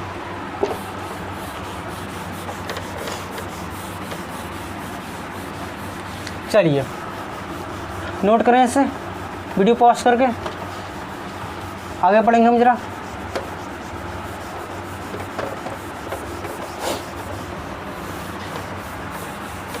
हो गया वाइट बोर्ड मेरा साफ, बिल्कुल साफ, क्रिस्टल क्लियर, सब कुछ बढ़िया दिख रहा है इसमें। अब तुम्हें अपना आईना दिख जाएगा, अपना चेहरा दिख जाएगा तुम्हें इसमें, कि तुम अगर ध्यान से नहीं पढ़ोगे तो ऐसे साइंटिस्ट बनने वाले हो कि जो ऐसी मशीन बनाएगा कि इधर से आलू डालोगे और उधर से सोना निकलेगा। अगर तुम ध्यान से नहीं पढ़ोगे तो ऐसे ही साइंटिस्ट बनोगे, इसके अलावा कुछ नहीं। चलिए हाँ, इसके बाद पढ़ते हैं हम इसे कोलिनियर वेक्टर। कोलिनियर वेक्टर जितने भी पैरेलल वेक्टर होंगे या जितने भी एंटी पैरेलल वेक्टर होंगे, ये सारे के सारे क्या होते हैं? कोलिनियर वेक्टर होते हैं। ठीक है, क्लियर थी चीज़। अब बात करते हैं हम यूनिट वेक्टर की, इसी तरह ध्यान से पढ़ लेना, ये इंपॉर्टेंट है। यूनिट वेक्टर तुम्हारे लिए बहुत इंपॉर्टेंट है। लेक्चर जरूर तुम्हें ऐसा लग रहा है आज का कि बिल्कुल बोर्ड लेवल पर पढ़ा जा रहा है, बोर्ड लेवल पर नहीं, तुम्हारा बिल्कुल एडवांस के लिए हम बेसिक बनाते हुए चल रहे हैं तुम्हारे यहाँ पर। ये इंपॉर्टेंट है यूनिट वेक्टर, ध्यान से समझना है इसे। देखो कभी क्या होता है, जैसे कुछ बिल्डिंग्स जो सरकारी ऑफिस होते हैं उसमें बिल्डिंग ज़्यादा होती है। जो हॉस्पिटल होते हैं, बड़े हॉस्पिटल, उसमें क्या होता है, एक बहुत बड़े से ब्लॉक होते हैं या बहुत बड़ी बिल्डिंग होते हैं, ज़्यादा ही रूम्स होते हैं उसमें। या जैसे तुमने देखा होगा एयरपोर्ट ऑफिस गए हो कभी, सॉरी एयरपोर्ट ऑफिस नहीं, पासपोर्ट ऑफिस, कहीं पासपोर्ट ऑफिस गए हो तुम वहाँ पर, तो देखो ना वहाँ पर बहुत ही ज़्यादा रूम होते हैं। तो क्या करते हैं वो, एक इस तरीके से एरो बना देते हैं और एरो बना के लिख देंगे रूम 18-26। अब जब तुम अभी जी मेंस का पेपर देने जाओगे तब तुम देखना कहाँ, जहाँ भी तुम्हारा सेंटर पड़ेगा तो उस सेंटर में तुम्हारा क्या कर देंगे, सेंटर पे किसी भी स्कूल के सेंटर, किसी भी स्कूल में तुम्हारा सेंटर पड़ सकता है, तो वहाँ पे क्या कर देंगे इस तरीके की रूम 18-26 ये हम, और यहाँ पे क्या बना देंगे, ब्लॉक में एक एरो बना देंगे। एरो क्या करेगा तुम्हें, अब इस एरो से क्या रखते हो तुम, इस एरो से तुम्हें क्या मतलब वो क्या बताना चाहते हैं, और इस एरो को तुम देखते हो क्या देखते हो इस एरो में, सिर्फ डायरेक्शन कि एरो है ये किस तरफ, यानी ये एरो क्या कर रहा है, तुम्हें सिर्फ और सिर्फ डायरेक्शन बताने काम आ रहा है, इसके मैग्नीट्यूड से तुम्हें कोई मतलब नहीं। ऐसे तुम्हारा क्या होता है, यूनिट वेक्टर भी होता है कि इसका मैग्नीट्यूड क्या होता है, सिर्फ 1 होता है, और ये सिर्फ और सिर्फ डायरेक्शन बताने का काम आता है, किसी खास वेक्टर की डायरेक्शन में इसको बनाया जाता है। ठीक है, तो लिखते हैं इसे जरा हम, इसका मैग्नीट्यूड कैसा होगा,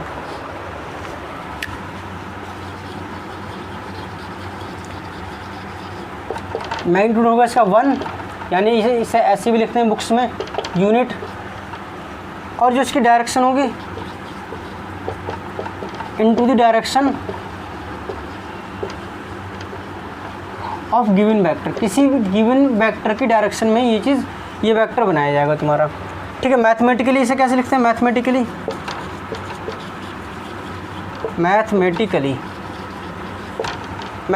जरा इसको देख लेते हैं। ये ए, इसके ऊपर लगाएंगे हम कैप, ए के ऊपर हमने लगा दिया कैप, और क्या होगा, ए वेक्टर दे रखा, और इस वेक्टर को इसके मैग्नीट्यूड से हम क्या करेंगे, डिवाइड कर देंगे। ठीक है, ये ऐसे भी लिख सकते हैं, A cap is equal to A vector upon mod A. ठीक है, और यहाँ से ही वेक्टर बन जाएगा तुम्हारा कोई सा भी, ए वेक्टर इज इक्वल टू ए का मैग्नीट्यूड और उस डायरेक्शन में यूनिट वेक्टर से मल्टीप्लाई कर देंगे तो तुम्हारा ये वेक्टर बन गया तुम्हारा यहाँ पे। क्लियर थी चीज़, ये ध्यान रखना, काम की चीज़ें तुम्हारे ये काफ़ी काम आएगी, और इस पर बहुत सारे तुम्हें न्यूमेरिकल्स भी करवाऊँगा मैं, इस पर बेफिक्र रहें, बहुत न्यूमेरिकल कराऊँगा, तुम्हारा कॉन्सेप्ट ये स्ट्रॉन्ग करवा दूँगा तुम्हारा मैं ये। ठीक, चलिए अब हम करते हैं इसमें ऑर्थोगोनल यूनिट वेक्टर।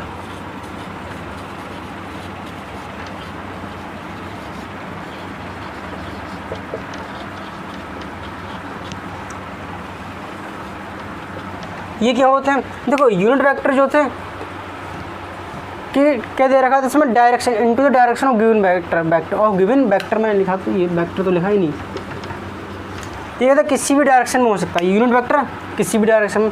और ऑर्थोगोनल यूनिट वेक्टर क्या होगा तुम्हारा, ऐसे ये तुम्हारा कोऑर्डिनेट सिस्टम है, कोऑर्डिनेट सिस्टम है ये एक्स वाई, और ये क्या होगा तुम्हारे यहाँ पे जेड,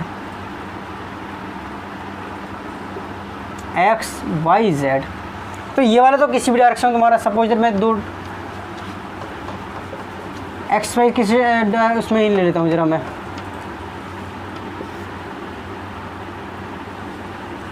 इस डायरेक्शन में तुमने कोई यूनिट वेक्टर बना दिया, तो ये तो एक यूनिट वेक्टर हो गया। लेकिन जब तुम एक्स की डायरेक्शन में या वाई की डायरेक्शन में या जेड की डायरेक्शन में कोई यूनिट वेक्टर बनाओगे, तो वो वेक्टर जो भी होंगे उन्हें हम बोलेंगे ऑर्थोगोनल यूनिट वेक्टर, ठीक। यानी कि यूनिट वेक्टर